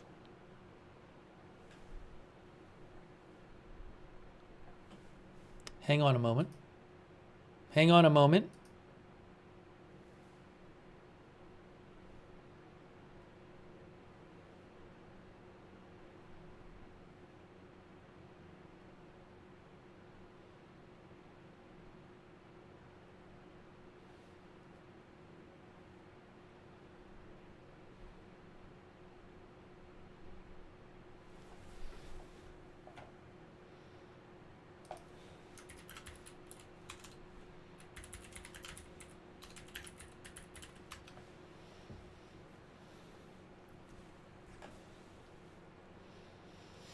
On Twitch, we have A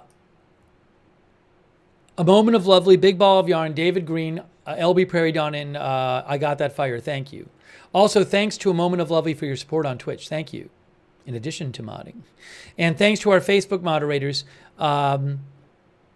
We have Raven Lynn, Kayla, and Charlotte Webb over there. Christina Neal, thank you.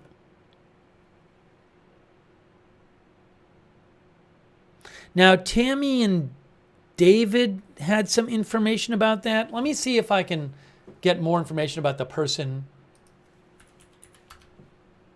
who made those additional threats.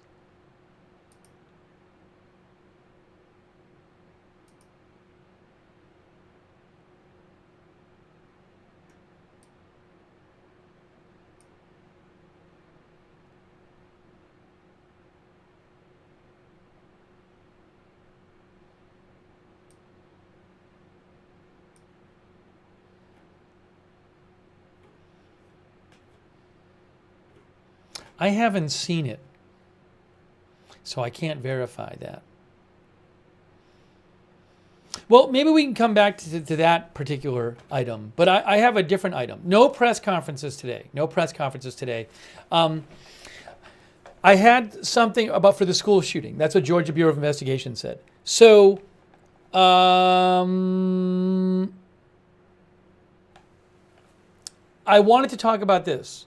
So, a bunch of you yesterday were mentioning and saying, hey, there's somebody who appears to be the shooter's aunt who is posting on Facebook. And I couldn't confirm if that was her. But I did want to mention there is an article about the shooter's, in part is about the shooter's aunt in Washington Post today. So I wanted to mention this because I know we were talking about it yesterday. Georgia school shooting suspect struggled with mental health, aunt says.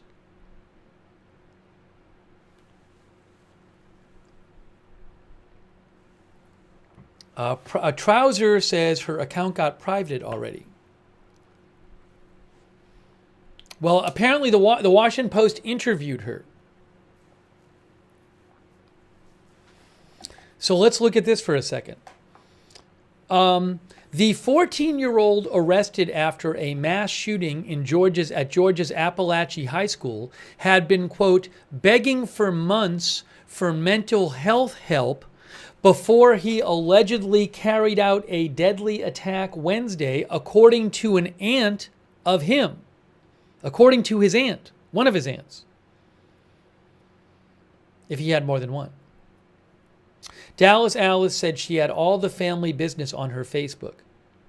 Is this the name? Because this says Annie Brown. Was that the name on Facebook? Or was it a different name on Facebook? I thought maybe it was a different name. What was the name on... Anyways. Could this be a different aunt? See what the chat says.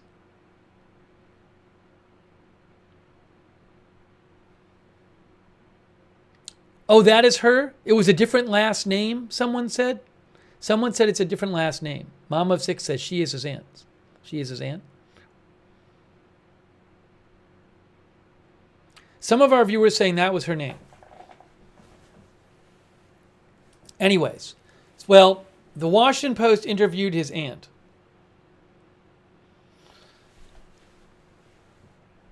Wickedest Witch said it was Ann something Brown. Ann something Brown, people are saying. Okay, Annie something Brown. Okay, there you go. So I guess that was the name, Annie something Brown.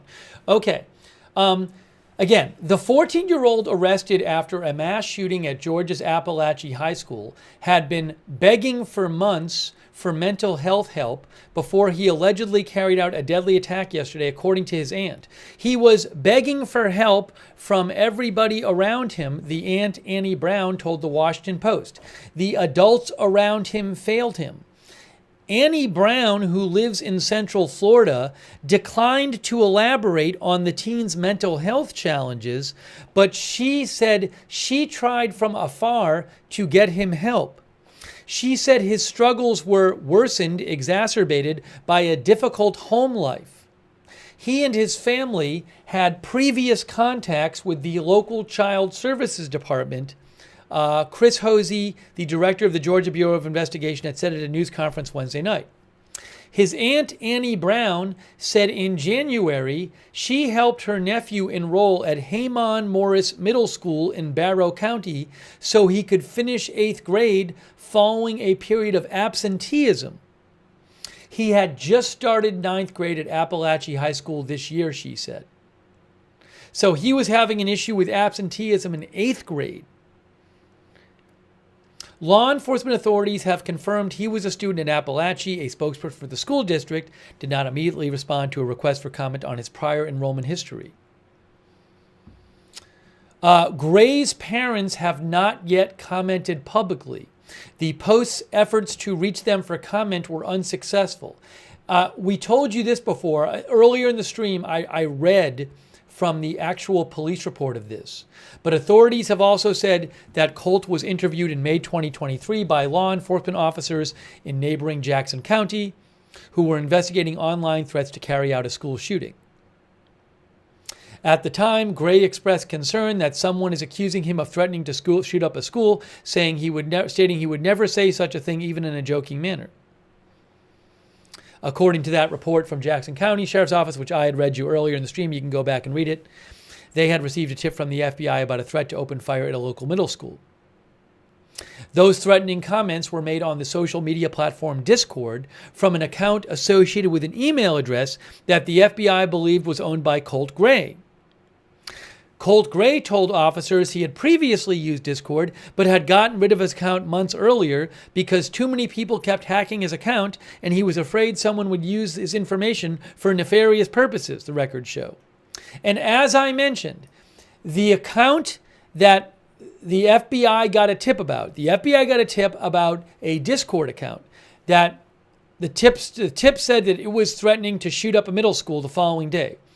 And as we read in the report, and as it says right here, the account flagged by the FBI featured a profile name written in Russian that, when translated, spelled out Lanza, referring to Adam Lanza, the Sandy Hook Elementary School shooter, according to the police records.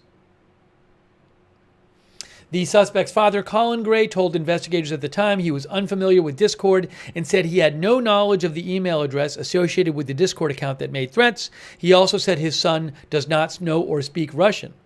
He told his officers his son was allowed to use his hunting rifles when supervised, but that the child did not have unfettered access to them. The weapons were kept in the house, according to the report.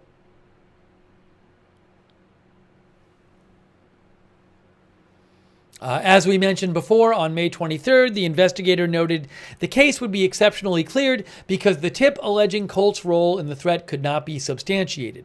Officers were unable to confirm that the Discord account associated with the threat was linked to Colt Gray, and information included in the FBI tip was unreliable, the records say. Oh, I didn't see this. The officers noted in the report that the FBI tip included a brief physical description of the suspect that did not match the teen's appearance. The source of the physical... I didn't get what that physical description was referring to. So I'm looking at the police report now. It says...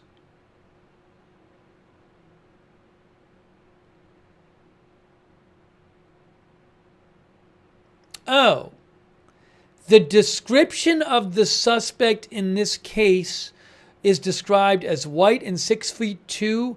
Colt is well under 6 feet tall. I'm confused. Why was there a description of the suspect? Because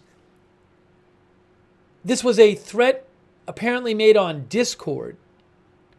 So it's confusing. It just says that in the police report. Unless they're talking about Adam Lanza. No, that doesn't make any sense that would be about Adam Lanza. I don't know why in the police report all of a sudden it says the description of the suspect in this case is described as white and 6 feet 2 inches tall. I don't know where that would have come from. Orla Connolly thinks the Crumley case is going to give precedent for them to prosecute the parents here. Hey, let me just finish reading this and then we'll take some comments from you guys. I want to see if there's anything more in this article I want to mention.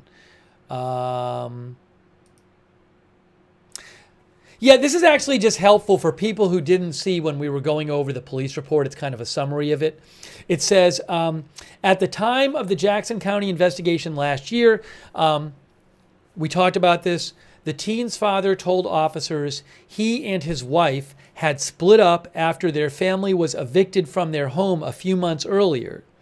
The father said he and his son had moved and that while the son had experienced some problems at the middle school he previously attended, things had gotten a lot better now that he was attending a new school. Oh, Charles Polhamus, the suspect's grandfather, they talked to the suspect's grandfather. He told the Washington Post he would have never thought his grandson capable of violence.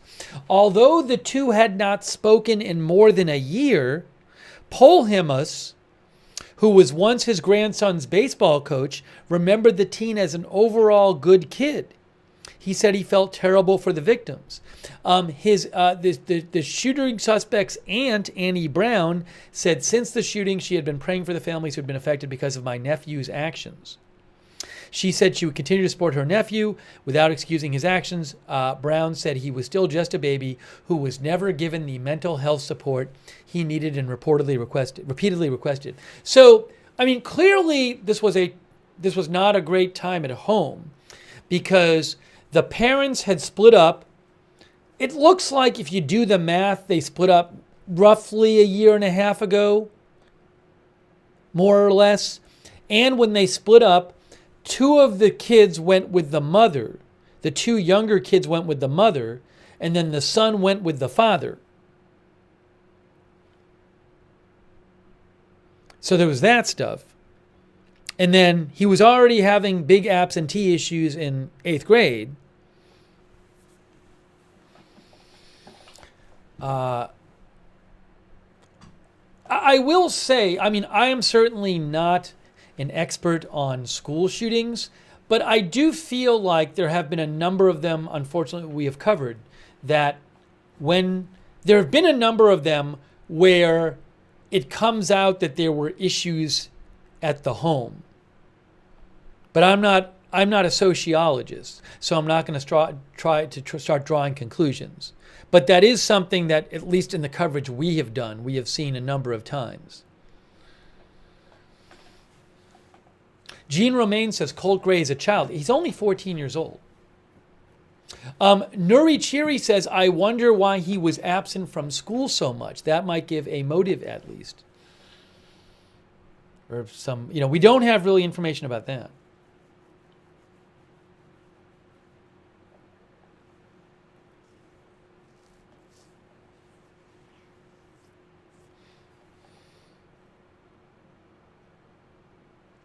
And I know a number of you have brought this up. I am not aware of the law in Georgia, and we don't even know if the gun belonged to the father, and if the parents could face any kind of legal issues over all of this. I just don't know. There's so much we don't know. Also, it's not like we haven't heard from, say, a county prosecutor or anything about this yet. Potato Bandit Band says, where was he and who was he with when absent so much? By the way, Katya T says, claiming you're hacked is a common excuse among wrongdoers. A quick thank you, by the way, Marty Hagwood, that's very nice of you. I really appreciate your support. Marty Hagwood, thank you.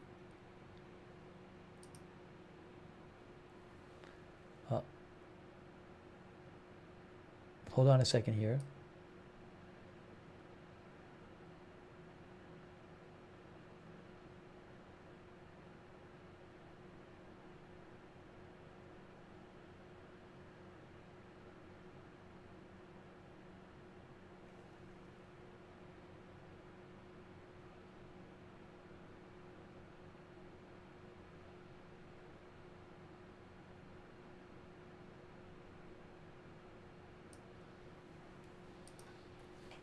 I just got an email.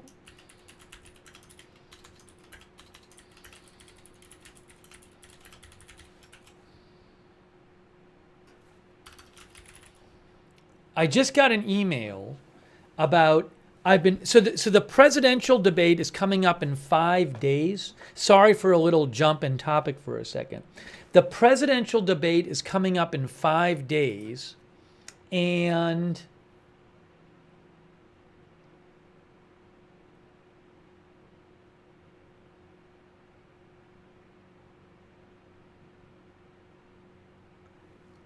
I got an email talking about I've been trying to figure out whether ABC is allowing use of their live feed. And it's looking like maybe they are under certain conditions. If you credit a certain way and you're not a broadcast network, I have to look into this. There's a whole document I got to look into that I just got sent. But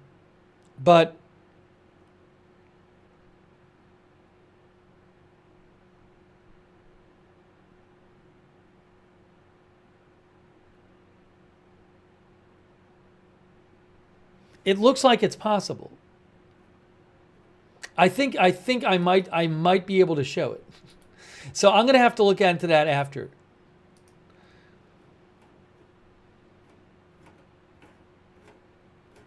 Oh, Heebie-Jeebies says no. Heebie-Jeebies says that when the police report in the investigation last year said the suspect was 6'2", it could have been talking about the father. Yeah, but then why in the report would it have said there is suspect, the description of the suspect information said 6'2", but Colt is under 6 feet? I mean, I would have thought that the investigator would have figured that out if it was a mix-up. I don't know though. That's an interesting question. I don't know where that information came from. It's very confusing. Let's see. Sorry, I was just looking into that email I had just gotten. But again, thank you to Marty Hagwood for your support. I really appreciate that, Marty. Thank you. And thanks for shouting out the mods. Let's see here. Oh, I will definitely show the bait if I can. I just didn't. It's not up to me. It's up to them. But it's looking like there's a chance I might be able to show the debate, which would be great. That would be great. Paul Wildigo thinks his dad could face charges for leaving guns out for the son to get hold of them. The gun should have been locked away under lock and key, so how did his son get a hold of the guns? To repeat, we don't know for sure that the gun used was one of his father's guns. We're waiting to find that out. Sage Warrior believes the mother has her own legal issues and arrest record, so the younger siblings might not be with her now. The whole family situation sounds very sad. I have not heard that about the mom. I don't know. You may be right. I don't know about that, about her.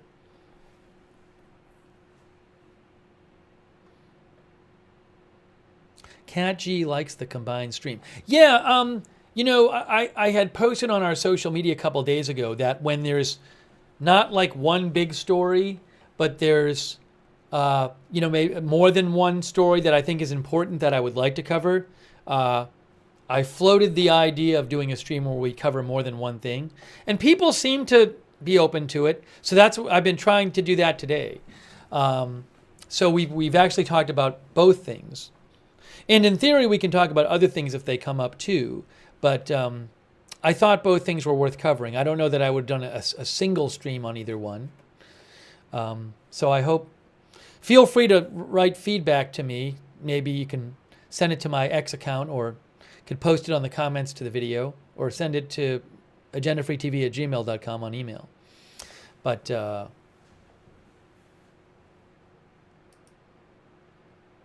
Wicked Switch says multitasking. It's stuff that I think is important to cover.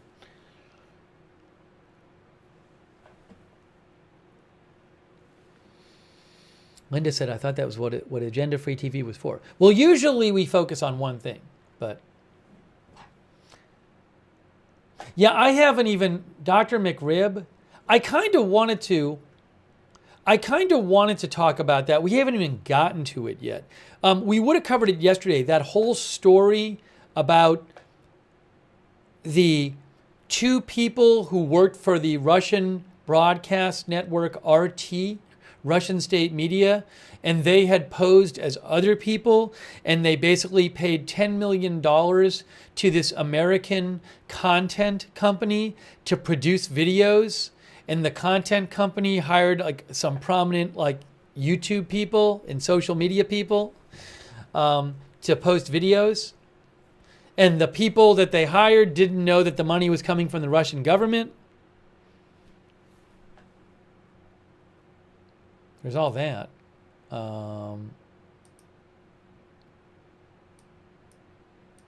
So we might talk about that for a second. Hold on a second here.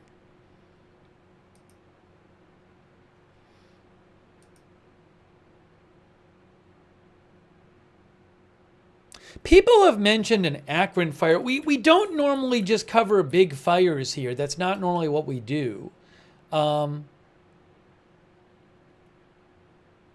There is a chemical fire, I guess. There's a hazmat fire in Akron.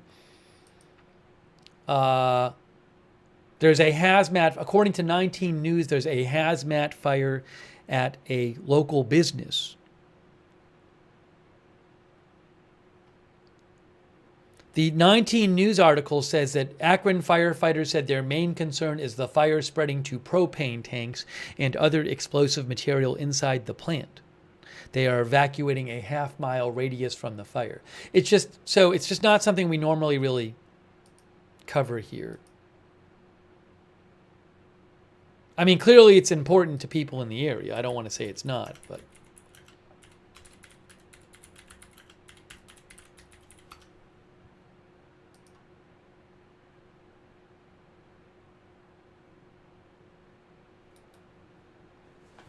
I don't have live video of it, by the way. Do you guys want to talk about that? Do you want to talk about the Russia thing? I also don't feel like we've even like fully caught up on the school shooting.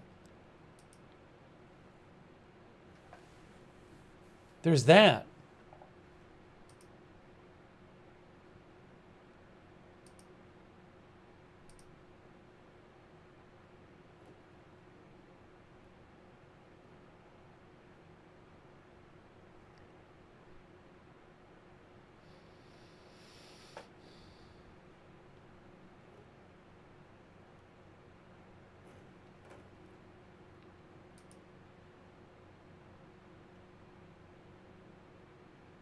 People have different opinions. They have different opinions. Hang on a moment. Let me figure it out. Let me figure it out. Let me just give me 2 seconds here. Give me 2 seconds here. Yeah, there's Eric Adams. That whole Eric Adams story is a whole other story. So many stories.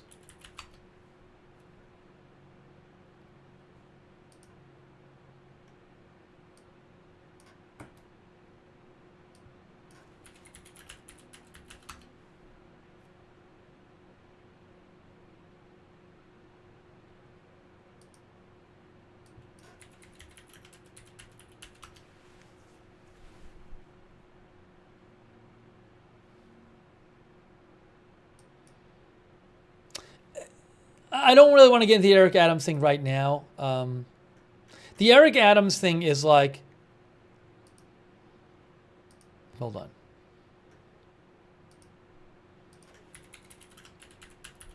The mayor of New York.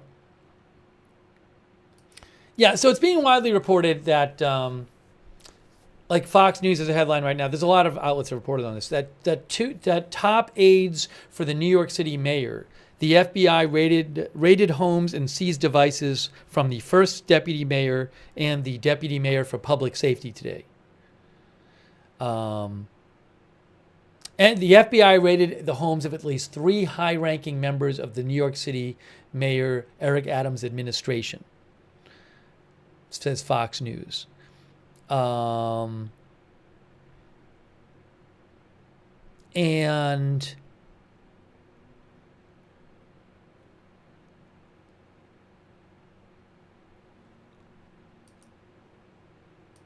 it's, I mean, I don't, it's not clear to me where that's all going, but hang on.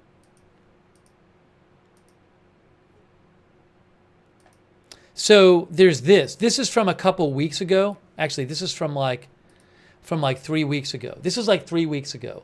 New York City Mayor Adams received federal subpoenas last month, New York Times reports. New York Mayor Eric Adams received a fresh round of federal grand jury subpoenas in July as part of a long-running corruption probe. The New York Times reported on, this is a couple weeks ago, 3 weeks ago, citing 4 unnamed sources. Federal investigators are investigating whether Eric Adams' 2021 election campaign team conspired with a Brooklyn construction company and the Turkish government to illegally obtain foreign donations, the New York Times has reported in the past. The Times reported a few weeks ago that the subpoenas were served to Adams, the City Hall staff, and Adams' election committee. Investigators are seeking an extensive range of materials. Spokesperson for the mayor said Adams has been cleared he will cooperate with any investigation underway. Nothing has changed. While the scope of the investigation remains unclear, the Times reported it has focused in part on whether Adams and his campaign conspired to receive illegal foreign donations and whether his administration in turn pressured New York fire officials to approve a high-rise Turkish consulate in Manhattan despite security concerns. So I don't know if that's what the stuff today is about.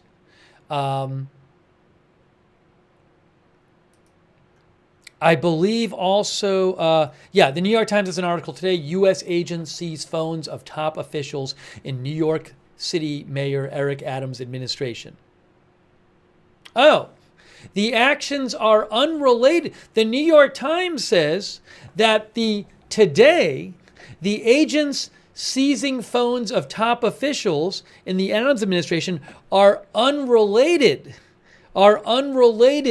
to the federal investigation into Adams and his campaign fundraising. So the Times is saying that that's unrelated to that. So what is it about?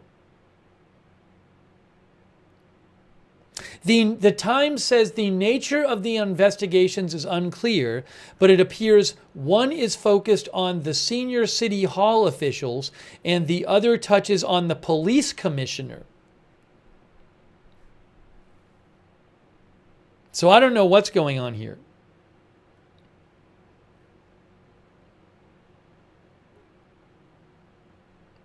So these are new investigations. The full scope of there's a separate, it says the new investigations, there's the new investigations, and then there's also the ongoing investigation into the mayor and his campaign fundraising. And the full scope of that investigation also remains unclear. But it is focused at least in part on whether Adams and his campaign conspired with the Turkish government to collect illegal foreign donations and whether Mr. Adams in return pressured the fire department to sign off on a new high-rise Turkish consulate in Manhattan, despite safety concerns. Among maybe other things. So, yeah, I don't know if there's going to be any charges coming out of all this stuff. But again, the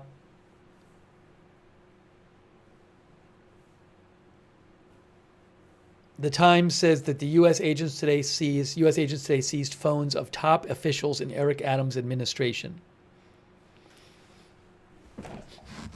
Okay, so I will certainly keep an eye on that story. I don't have much detail. I don't want to get too into it right now. But we'll have to see if there's any kind of charges coming out of these two investigations, I guess related to Eric Adams and those people close to him.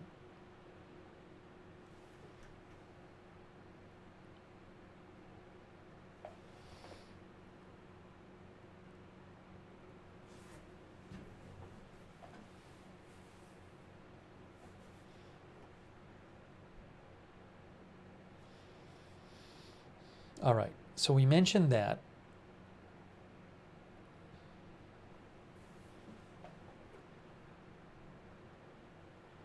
Jeff Cook said that is pretty big news. What's up? I can't tell. I'm not sure what's up. I don't know.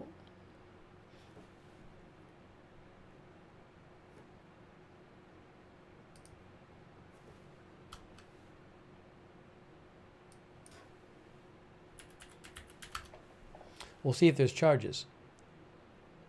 Yeah, let's talk a little about this Russia thing while we're here and talking about it. Let's talk about Eric Adams is the mayor of New York. Let's talk about this Russia thing because it's interesting. I know some of you have been keeping up with this.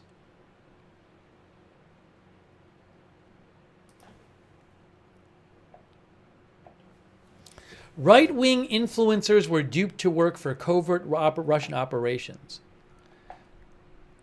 So this is kind of a crazy story. It's that this was happening. Like it's not like you hear about this kind of thing every day. But the U.S. prosecutors indicted 2 people who work for Russian state media RT, and they said these people were funneling millions of dollars to an American content company, which I believe had recently been created. And it was producing a bunch of videos, including YouTube videos, by people with views that definitely lean to the right, including some popular people like Tim Pool and Dave Rubin and Benny Johnson.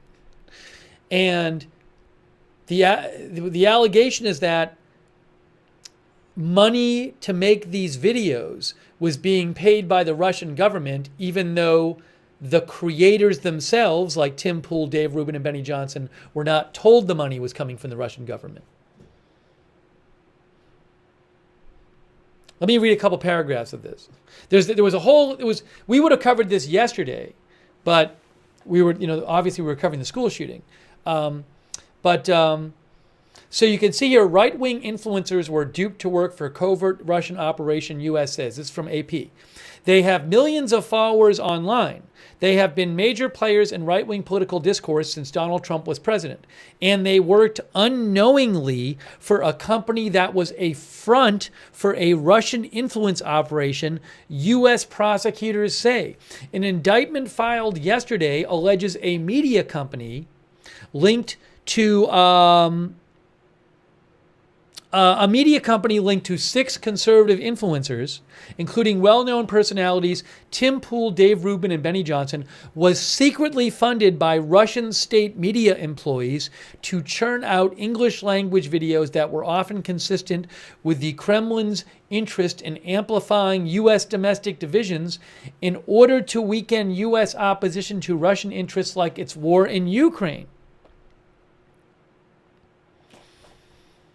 The U.S. Justice Department, an indictment indicates how Moscow may be attempting to capitalize on the skyrocketing popularity of right-wing podcasters, live streamers, and other content creators who have found successful careers on social media in the years since Trump was in office.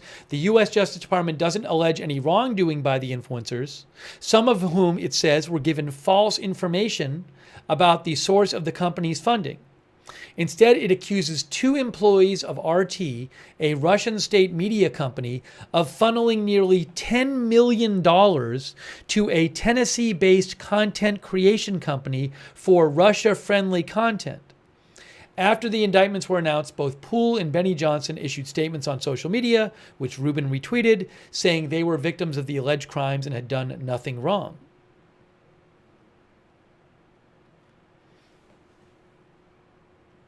And though the indictment does not name the Tennessee-based company, the details match up exactly with Tenet Media, an online media company that boasts of hosting a network of heterodox commentators that focus on Western political and cultural issues. Tenet's website lists 6 influencers who provide content, including Tim Pool, Benny Johnson, Dave Rubin, Lauren Southern, Taylor Hansen, and Matt Christensen. Tenet Media's 6 main influencers have more than 7 million subscribers on YouTube and more than 7 million followers on X. The indictment shows that some of the influencers were paid handsomely for their work. One unidentified influencer's contract included a $400,000 monthly fee, an $100,000 signing bonus, and an additional performance bonus.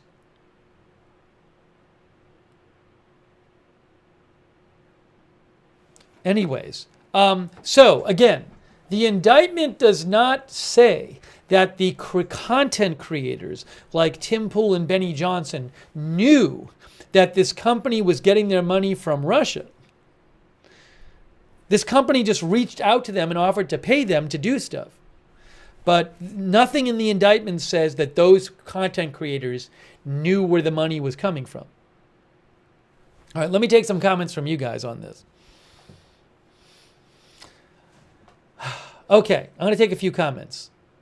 I would have liked to cover this yesterday, we just didn't have enough time.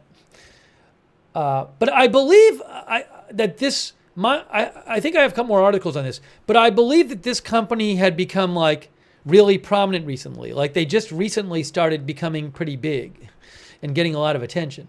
But they got this big influx of, and I also believe that the $10 million was a lot of the money that they were, it's not like they had, I believe that that was a lot of their budget. Okay, let's see. So Ryan M says Lauren Chen and her partner knowingly took money. So we'll talk about that in a second. As you can see down here, Tenet Media president Liam Donovan is the husband of Lauren Chen, a Canadian influencer who has appeared as a guest in several Tenet Media videos. So there's more stuff about that aspect of this in another article, which I'll show you. But I want to take some comments from you guys first.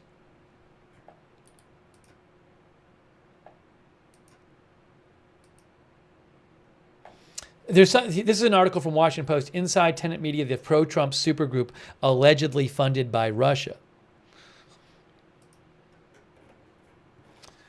Okay, let's hear. Hold on. And then there's a whole, I should post the indictment for you guys. If you want to read it, there's like a 60-page indictment. If we had more time, I'd go through it more. I'm not going to start going through that in detail right now. But there's a press release about it too from the, I should read that to you too, from the U.S. Attorney's Office. I'm going to post a link to the indictment though. I got to take a few comments though, right here. Hang on, look at this. 2 RT employees indicted for covertly funding and directing U.S. company that published thousands of videos in furtherance of Russian interests. This is from the Justice Department. Employees of Russian state-controlled media outlet deployed nearly $10 million to publish RT curated content, which garnered millions of views through a Tennessee-based online content creation company. And I'm going to post a link to the indictment right here in the chat, and I'll post a link to the press release from the Justice Department. That's the indictment. I just posted the link to that, and I'm posting a link to the press release too. Dean R says, wonder if YouTube will try to take down their content. Well, you know, my understanding is that the content is still content that they wanted to post. It's not that they were reading a script, although, you know, they were being paid to do content. I think that was stuff that they would normally do. Although I want to, because I do know that there's part of the indictment that said, for example, after the Moscow terror attack at the shopping mall, that they wanted the coverage to be about how Ukraine did it or something. So I don't want to, I'm not an expert on this whole story. But my point is it's they didn't know that the money was coming from the Russian government.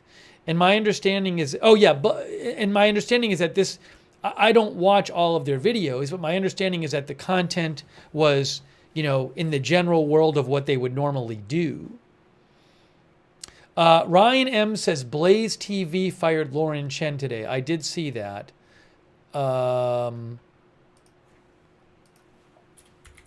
We didn't talk enough about her in this story. See, people don't know who she is. But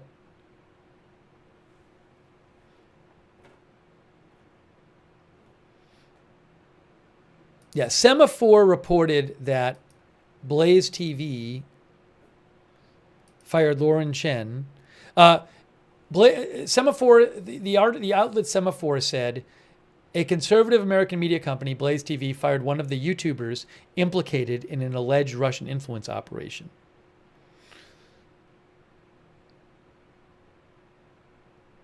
Yes, Chen and her husband Liam Donovan are the co-founders of Tenet Media, which is the company that was getting millions of dollars allegedly from the Russian government to produce videos that had viewpoints that Russia liked having out there. Hang on, we're getting too far afield. I need to take some more comments from you guys.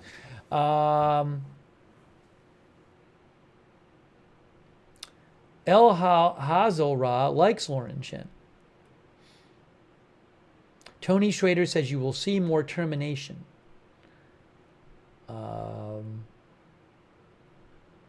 Yeah, who is paying me? Nobody is giving me millions of dollars to make videos, I'll tell you that.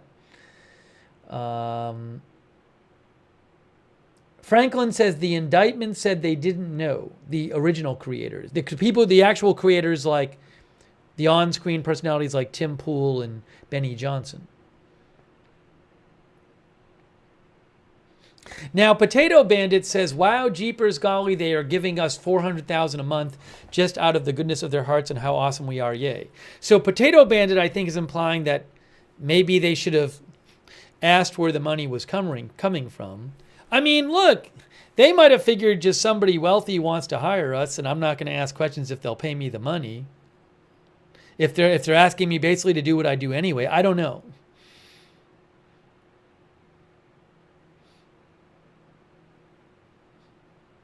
Doug Cahill says if someone asks you to run a Putin is the best commercial, you should guess where the money comes from. Now, I don't know that they were doing that kind of thing.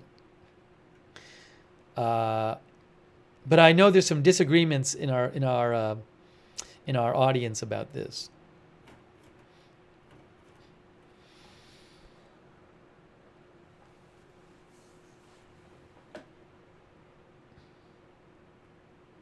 Sherry says people need to stop being influenced by influencers.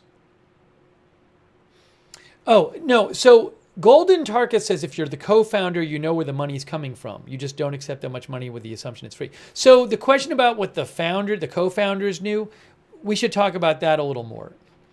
So hold on a second. Thank you, Patricia Gase. That's nice of you to say. Thank you, Katya T, for your support, by the way, and also Robin. I think I owe thanks to Katya T and Robin. Thank you. And also thanks to all of our moderators as well. Yeah, and I hope, so normally, like a lot of our streams, we focus on one topic. This stream today, there was a couple things I wanted to talk about, but I also put the and more on there. So we're kind of trying this thing out where if there's not one big thing I want to cover, but a number of things that I think are important to cover, we do a stream where I can cover more than one thing. This Russian thing, I think we would have probably covered yesterday if I hadn't been covering the school shooting. So I hope you can send me feedback on whether you like it or not. But I don't think we would have done a stream on this Russia thing today by itself. But I know it might be confusing for people because they're like, wait a second. You were just talking about the school shooting. Now you're talking about this Russia thing. The Russia thing wasn't even in the title of the broadcast, which is true. I didn't know for sure we'd be talking about it. So, but, you know, we're certainly going to do mostly, I think, streams about one thing. But today was a day where there were a number of things going on. Anyways, so I hope it's okay. But I know a lot of people are probably not used to it and are like, what's going on? So... yeah, Ted thinks it works well on days like today. Okay, I want to show you this, though. A little more about this story. So this is from the Washington Post. Justice Department charges 2 Russian media operatives in alleged scheme. And I think this article mentions the founders of the... Yes. See, look. All right. So again, the Justice Department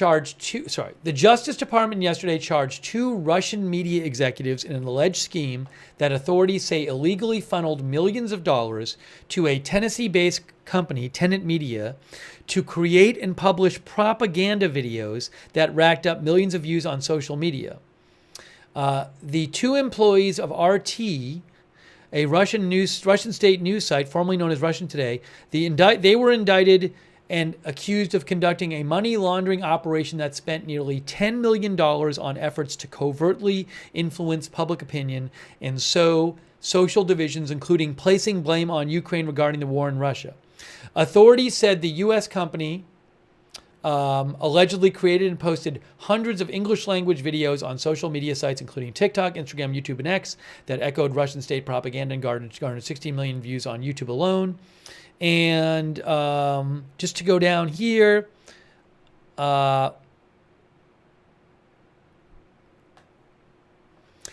Tenant Media, okay. Created last year. This company was just created last year. The Tennessee company posted 2,000 videos, which got 16 million views on YouTube, and did not disclose its connections to RT, authorities said. The Russians worked with two founders of the Tennessee company, both foreign nationals who reside in the U.S., to deceive influential social media commentators like Tim Pool and Benny Johnson to further amplify the videos. So these two people indicted worked with the two founders of the company, said the prosecution.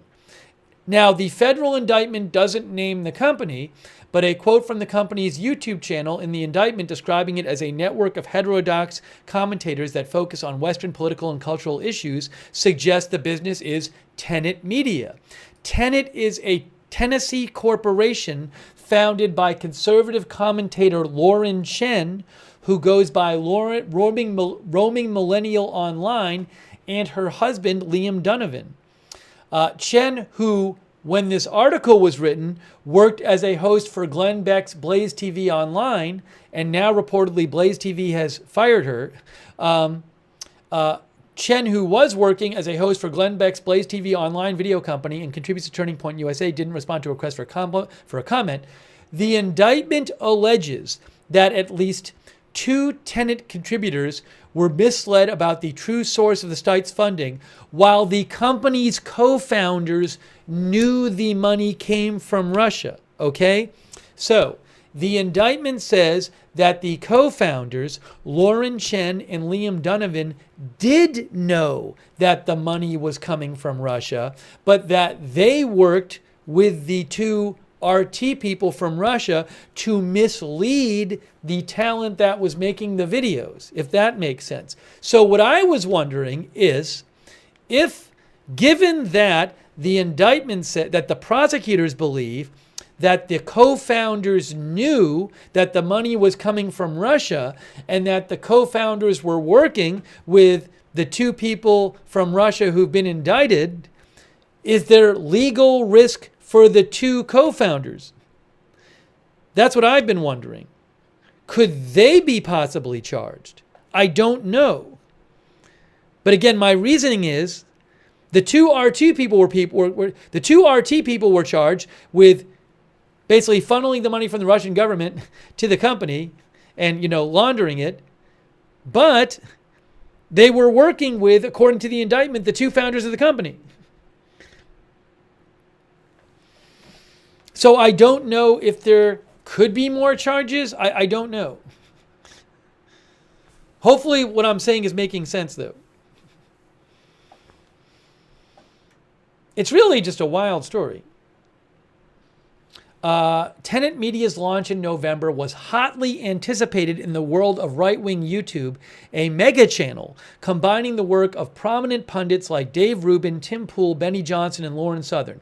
The launch was preceded by months of cryptic social media posts and videos in Tenet's signature purple color, billing the channel as a sort of supergroup for conservative YouTube stars.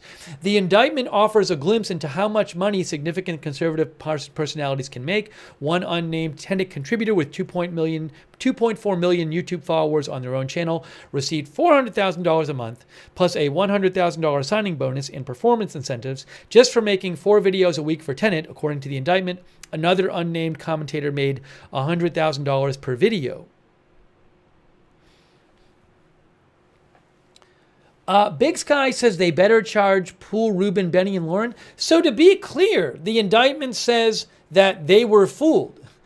The indictment says that those content creators did not know the money was coming from Russia. Just to be clear, again, I was saying that before. Now, some of you don't think they were fooled.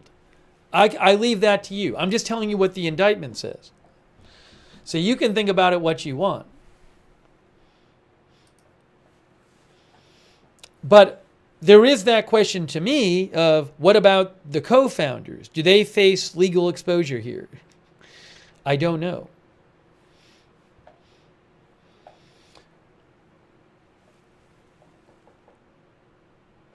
Part-time diver said, how come feds didn't get involved sooner? I don't know the timeline of when they knew and everything. I can't say why the indictment happened now. Thank you, by the way, to Jeff Buddington and Paul Bernard for your support. Paul says, I am not Russian. Thank you also to our members Rule and the Polish Drunk. It's just a wild story that it's like, you know, it involves content that many people have seen, just popular content. There's a whole indictment you can read. Here's this whole indictment. You can read this if you want. I'll post a link to the indictment again. And also this press release from the U.S. Attorney's Office. Let's see. Look at this. In order to carry out RT is the Russian state media, there's a Russian state news channel.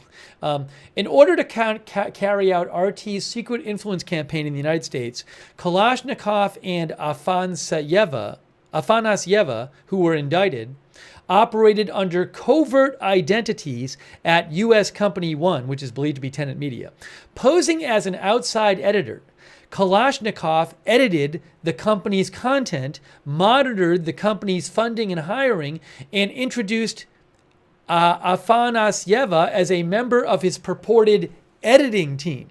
Using the fake personas Helena Shudra and Victoria Pesti, Afanasieva posted and directed the posting by U.S. Company One of hundreds of videos.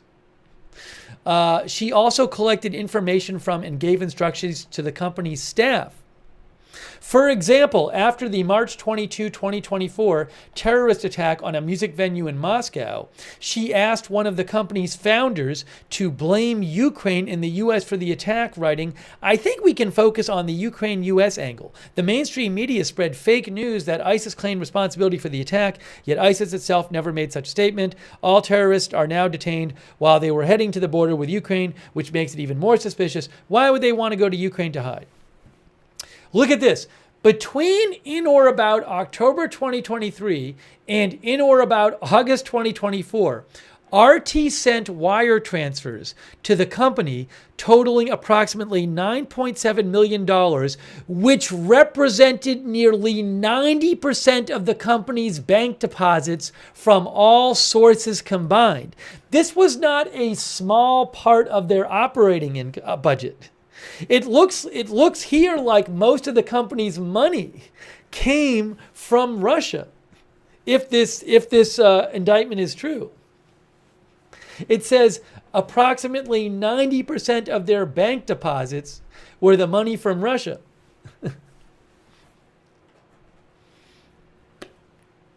U.S. Company One never disclosed to its viewers that it was funded and directed by RT. Nor did U.S. Company One or its two founders, Lauren Chen and Liam Donovan, I believe it is, nor did they register with the Attorney General as an agent of a foreign principal.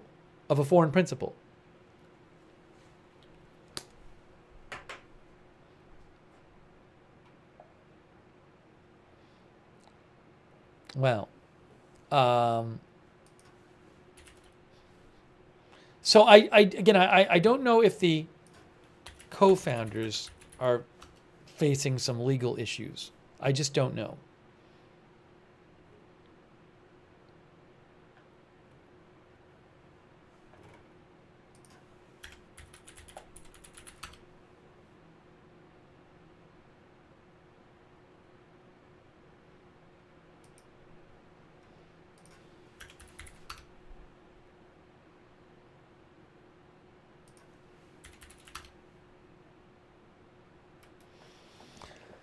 Let's see here. Let me read some comments from you guys about this.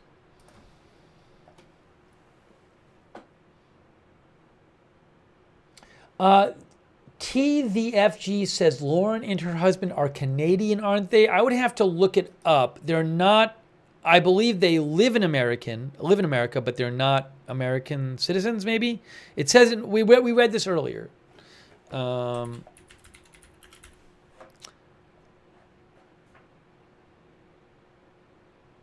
Didn't we read it earlier? It was one of the articles we read. I'm trying to find it here.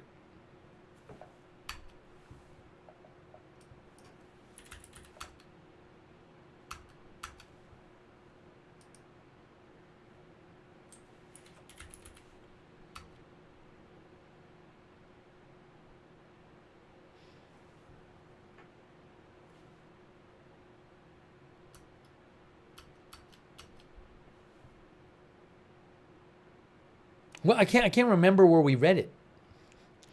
Was it in the AP article? Yes, Chen is a Canadian influencer.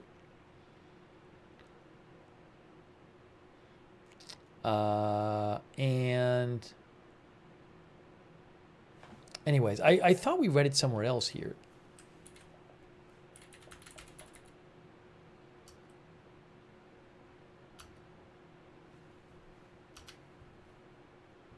I'd have to look it up.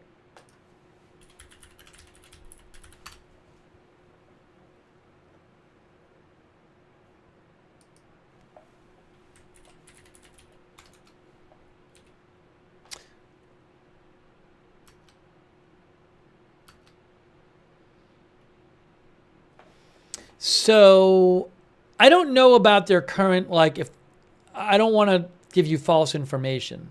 So I can't say whether they're, they could be dual citizens or something like that. I'm not sure. It's a whole thing. Then there's this too. There might be some more in here. Inside Tenet Media, the pro-Trump supergroup allegedly funded by Russia. But it really is like the indictment, the press release from the Justice Department makes it seem like most of the money that the company was using was coming from Russia. It wasn't like this, like they were just sort of a small contributor to the company. Jacob Zwart says Hollywood come to life. I would not be surprised if one of the many content networks out, one of the content companies like Netflix or whatever, or all of these companies that make programming, I would not be surprised if one of them made a show or movie about it. Given how many things that shows and movies are made about.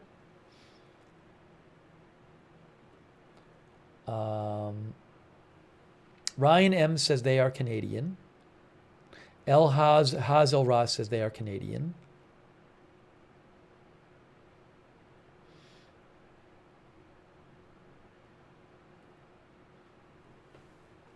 See, it also says, look at it's interesting.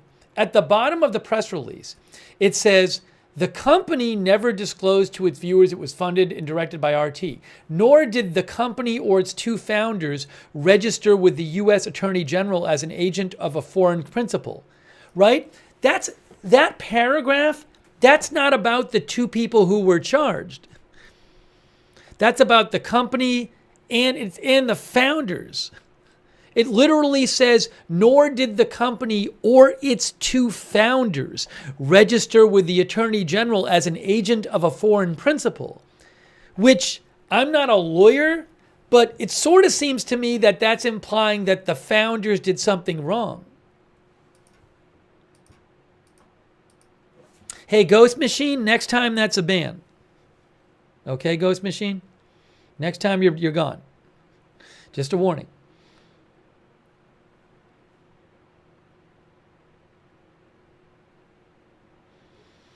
Let's see here.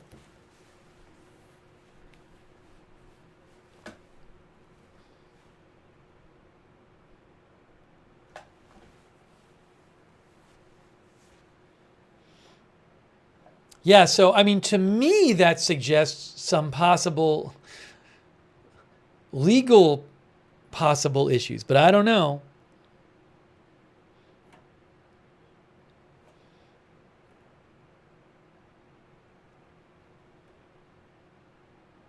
Slug says they were in on it. So anyways, it's a really interesting story.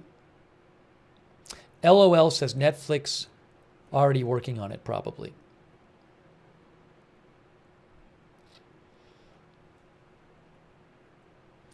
Fred Witherose says crypto involved. I don't know the specifics. I would read. I mean, I'm sure there's a lot of stuff. I think there's a lot of specific stuff in the indictment here. I didn't read over this. Some people were posting like parts of this yesterday, like on social media. But if you want, you can read. There's a lot of detail in here in this indictment. So I'm not going to go over it right now, but I'll post a link to it. All right.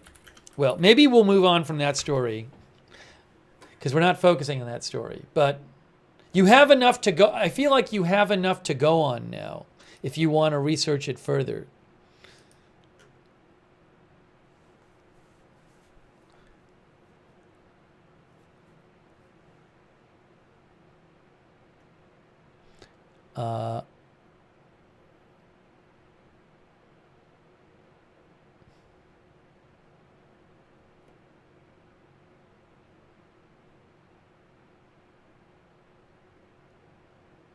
And by the way, this is another Washington Post article about the company that this company that was being supported by the Russian money, according to the indictment. And it does say most of the 6 members of Tenet's talent team claim they did not know the money was coming from Russia. Canadian activist Lauren Southern has not issued a statement as of this writing. The indictment alleges that Tenet's founders and Russian backers misled at least 2 of them, Tim Pool and Dave Rubin, about the source of Tenet's funding by inventing a fictitious Belgian investor named Edward Grigorian.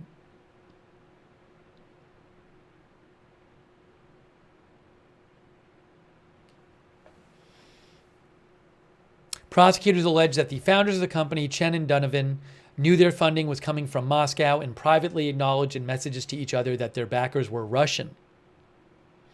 Chen, who uses the social media handle Roaming Millennial, is well connected on the right. She has over 500,000 YouTube subscribers and until recently hosted 2 online shows for Glenn Beck's website, The Blaze.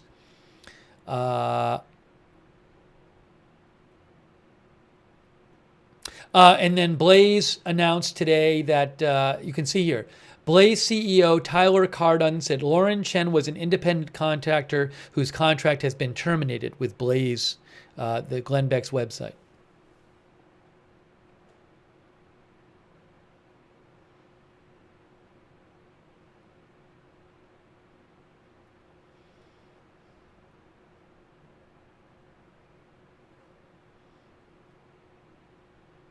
Anyways, what a whole thing. Dean R says, sure sounds like the founders are in deep trouble. Is there any chance that like the founders cooperated and then didn't get charged because of that? I don't know.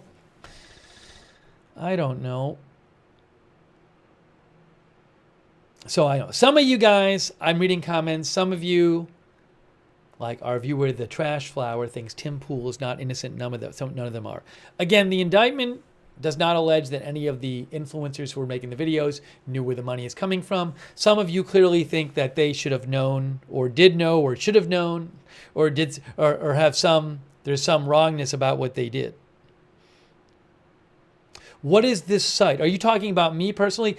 This article's from Washington Post. And then another article I read you before was from AP.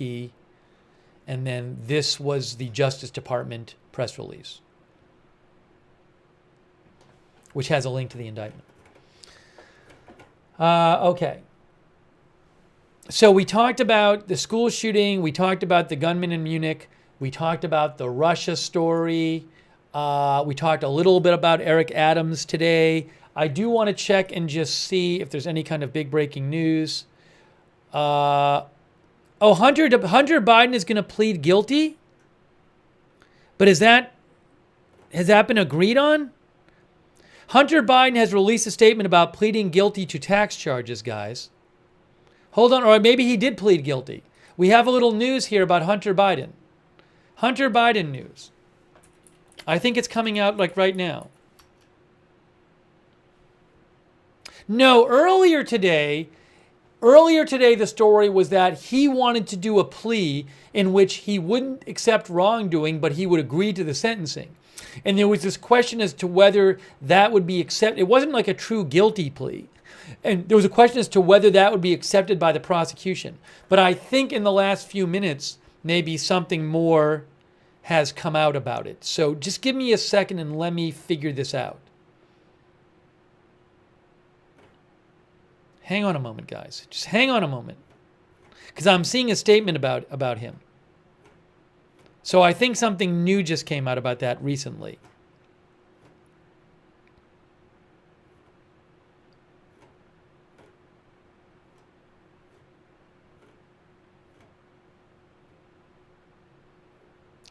I am seeing that he pled guilty. I am seeing that he actually did plead guilty.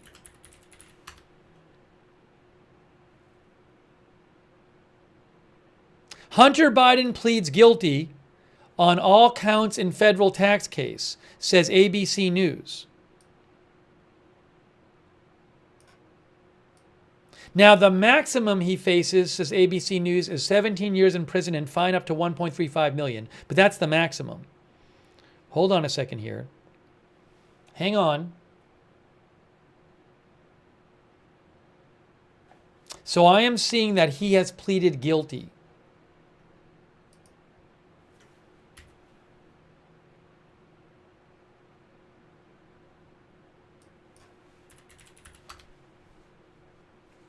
Yes, I have it right here. I have it for you.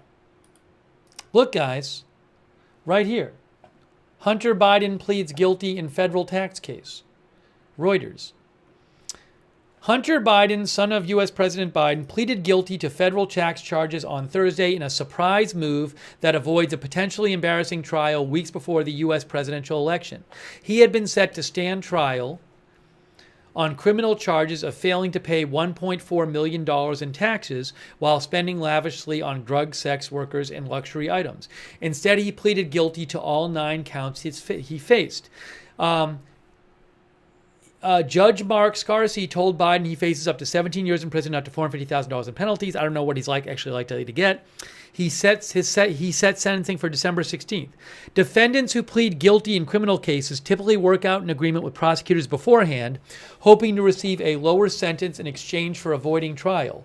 That did not appear to be the case here. Earlier in the day, he had offered to plead guilty to the charges but avoid admitting wrongdoing, an unusual legal maneuver opposed by prosecutors. But I guess that didn't end up happening. The guilty plea heads off a weeks-long trial that would likely have aired messy details of Hunter Biden's life during the election campaign. Hunter Biden, who has been open about his struggles with drug and alcohol addiction, is accused of failing to pay taxes from 2016 to 2019 while spending huge sums on drugs, escorts, and girlfriends, luxury hotels and rental properties, exotic cars, clothing, and other items of a personal nature, according to an indictment. The trial also could have shed light on his work with Ukrainian natural gas company Burisma and other business dealings while his father was vice president. The president's Republican foes have claimed those activities by his son were corrupt. Hunter Biden has denied any improper business dealings, and Republican-led investigations in Congress have not directly implicated his father in any wrongdoing. He is appealing a guilty verdict in a separate case in Delaware for illegally buying a gun while using drugs. That conviction, felony conviction, means he could face a stiffer sentence for the tax case if convicted because he would be a repeat offender. Wow.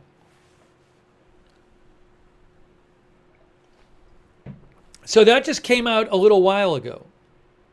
I don't know where this is all going, what sentence he's going to get. Look, President Biden has said he's not going to pardon Hunter Biden, but he could. He could. Although, a president can pardon somebody for federal crimes. By the way, if Kamala Harris were to win and become president, she could pardon him. Look, if Donald Trump were to win, he could pardon him too. I don't think he will.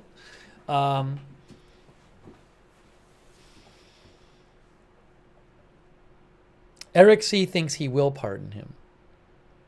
But I mean, look, this suggests that he's already been convicted on the gun charge, although he's appealing it.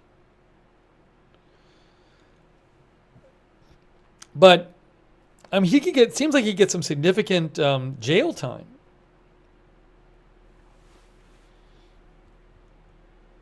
Thank you, Stacks, by the way, for your support. And also thanks the Polish Drunk. By the way, I missed the Polish Drunk's comment before. The Polish Drunk said, I'd imagine the co-founders of Tenet Media will be charged under the foreign agents law since they knowingly accepted money from Russian parties. We'll have to see. Thank you, the Polish Drunk.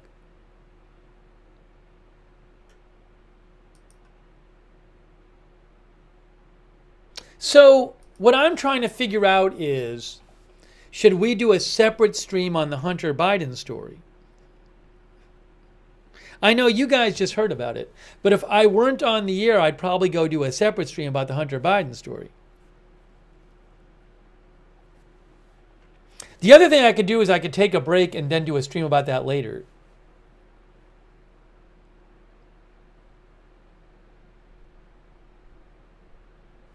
It's weird. I think it's an important story. It's the Hunter Biden story is right on that. It's right on the edge there. It's right on the edge. Because I don't think it would be a long stream, but I think it's interesting to talk about. So I maybe, what is this? We got a little video here. Maybe we'll do it after a break.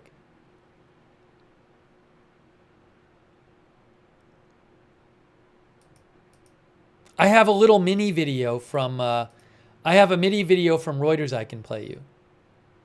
Hang on, let's play the Hunter Biden mini video for you. We'll give you that.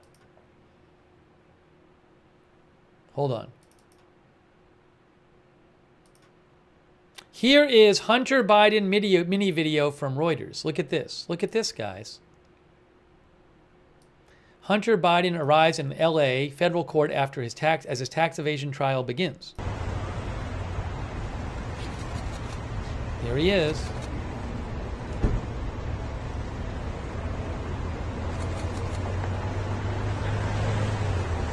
Mr. Biden, do you think you can get a fair trial? Do you think your father may pardon you now that he's no longer running for re-election, sir? What you guys want?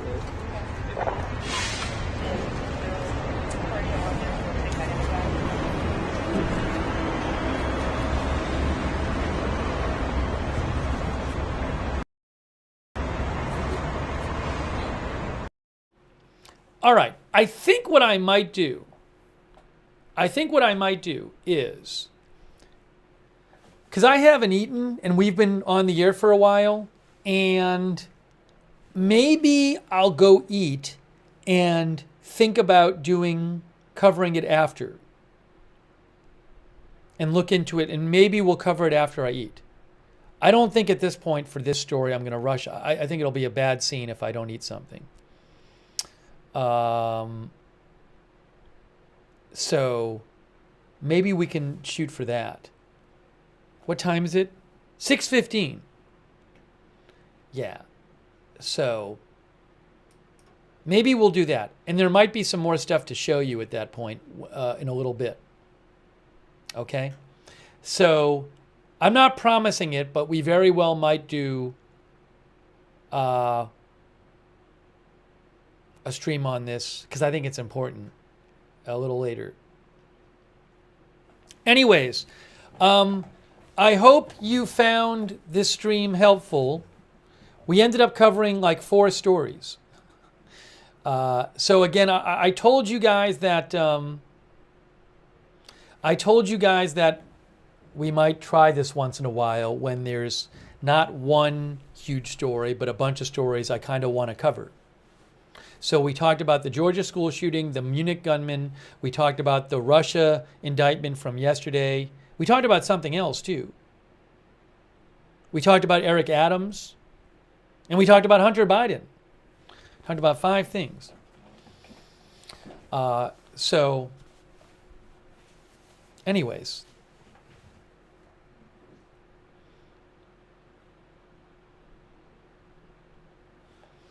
If you missed it, I read through the police. I got the police report from Jackson County about them investigating the school shooting suspect last year over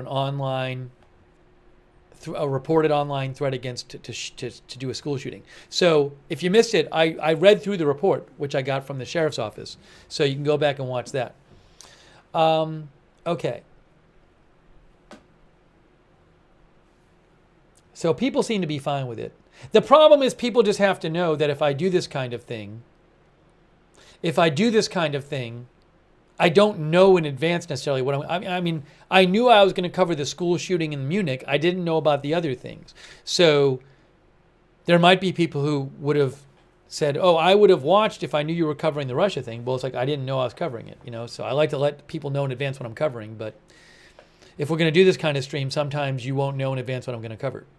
Everything. Anyways, hey, thanks, John. 1948. I appreciate that, John, and also that's kind of you from New Zealand. But I do think everything we covered was stuff that I thought was important. I didn't think we were covering anything that I didn't think was important. It's just I wouldn't have probably done an individual stream on a lot of these things. Anyways, so, but I also don't want. I will say this. I don't want to be doing. People sign up because they want updates on big stories. So I don't want to be flooding you with updates about stories that you don't care about. But I mean, the school shooting I know is a big story, and also so I do feel like that's a stream I might have done anyway. So it was kind of like an update on the school shooting stream with some other things thrown in. But I don't want to just be sending stuff out that's nobody, most of you will just not consider it important. Okay. Thanks for your comments over there on X, Mike Garvey. Thank you, Mike. All right, so let me start wrapping this stream up, but maybe we'll do more of these, if the stories lend to it.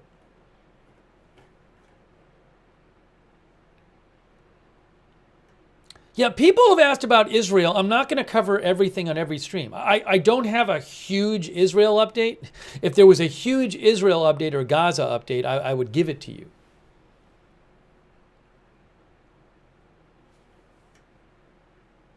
So I don't have a big update on it right now. But we don't cover it every day. When there's more developments, I'll certainly cover it. I mean, there's developments, but if there's something big enough, I'll come on and do a stream about it. Okay.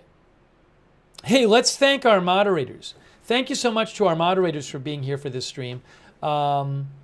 We have Ruth Krafasi has been here. I know we had other moderators earlier who I thanked, so thank you, Ruth, and all of our other moderators. They're over there on YouTube. Linda Belk and Larry on X.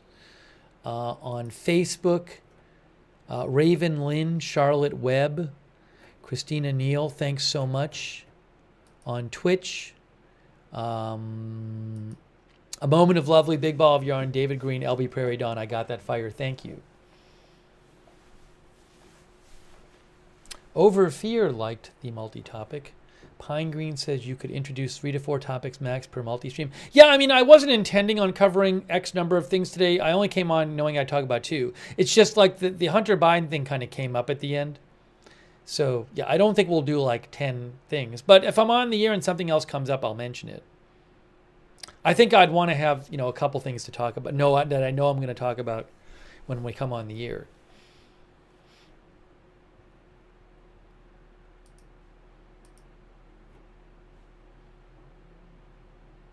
I prefer, if it's a couple stories and I'm not going to stream the whole stream on one of them, I like to be able to go back and forth a bit. Whitney Cat says, and 2 zigzags. Okay, so thanks to all of our moderators. Also, thanks to everybody who donated. That's so nice of you guys. I really appreciate that. You are the ones who keep this channel on the air. So I really appreciate your support. and allow me to buy content and all that stuff. If you ever want to donate, you can go to agendafree.tv, agendafree.tv. But huge thanks to you. Really nice of you.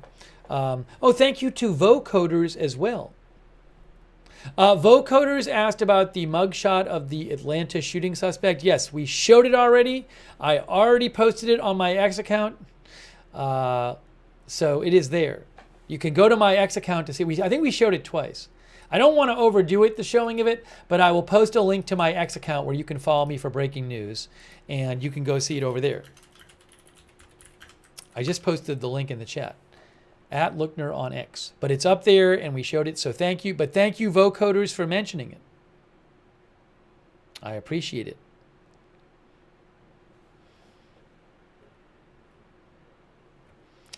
Let's see here.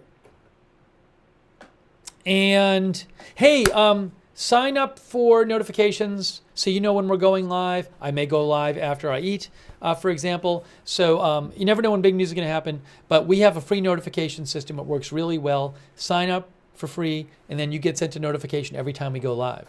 The mods will post the link to notifications in the chat. You can find it in the description of this video as well on YouTube and Facebook.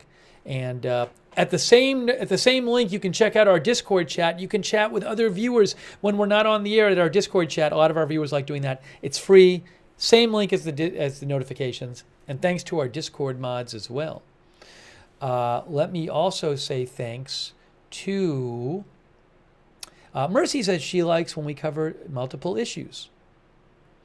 Good. Well, we'll do some more of it. I mean, obviously, we will do single streams for big stories. That's not going anywhere. Let's see here. Thanks to our Twitch subscribers for supporting the channel, like A Moment of Lovely, Daddy Dino, Hot Rodacy, Big Ball of Yarn, Relila, Allistic, Aaron Weirdo. Uh-oh. Hold on a moment. Also, what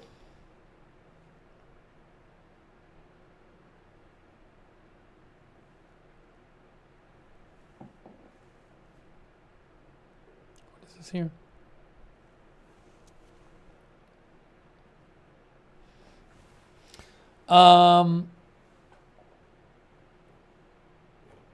Did I say Wall Street and Shaggy, our subscribers over on Twitch? Thank you. I need to eat something. I haven't eaten. And 66 Spade, thanks for subscribing. Big Chief Rick, thanks for subscribing. All of our subscribers on Twitch, thank you so much. Our Facebook subscribers, big shout out to you. Diane Allworth, Eve Richards, thank you. Robert Rial II. Ronald Egnor was moderating too. Thanks, Ronald. And thanks for subscribing, Ronald. I appreciate that. Jane Summers. Billy Joe Drage. Thanks to all of our subscribers over there. And did I say Eve Richards? Eve Richards as well. And our YouTube members like Ponyboy Joe Hart, Eric Johnson, Mythical, Kimberly Barr, The Lucky Minute, Gene Romaine, Otis Fats, Troy Dodd, Wickedest Witch, Chaz, Jerry Kovacs, Nature Based, J.K. Senar, Cherry Sour, Exceedy, Star Hunter, Kerry Poteet, Anita Modalewski, Pat W., Evie Shore,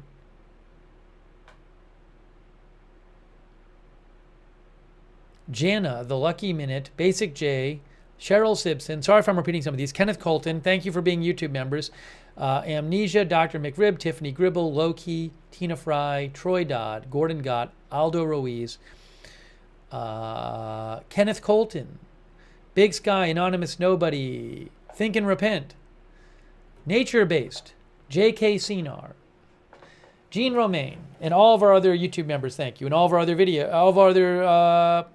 other viewers, thank you for watching. I appreciate it. Like Input Reflector.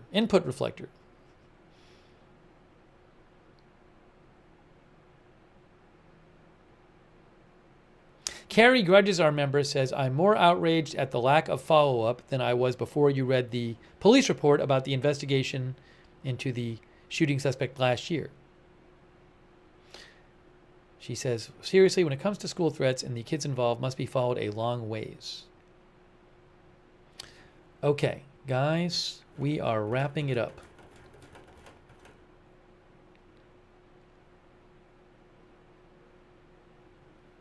Audrey Burbank, thanks for watching as well. Artist Caverlin and others, Paula Thompson too. All right, guys, that is it for now. Thank you for joining our stream where we covered multiple stories, updated you on the Georgia school shooting, the Munich gunman, and some other stories. And maybe more coverage coming up later tonight, certainly soon with more news. So that is it for now. Thank you so much for watching, and we'll see you soon with more live breaking news coverage right here at Agenda Free TV.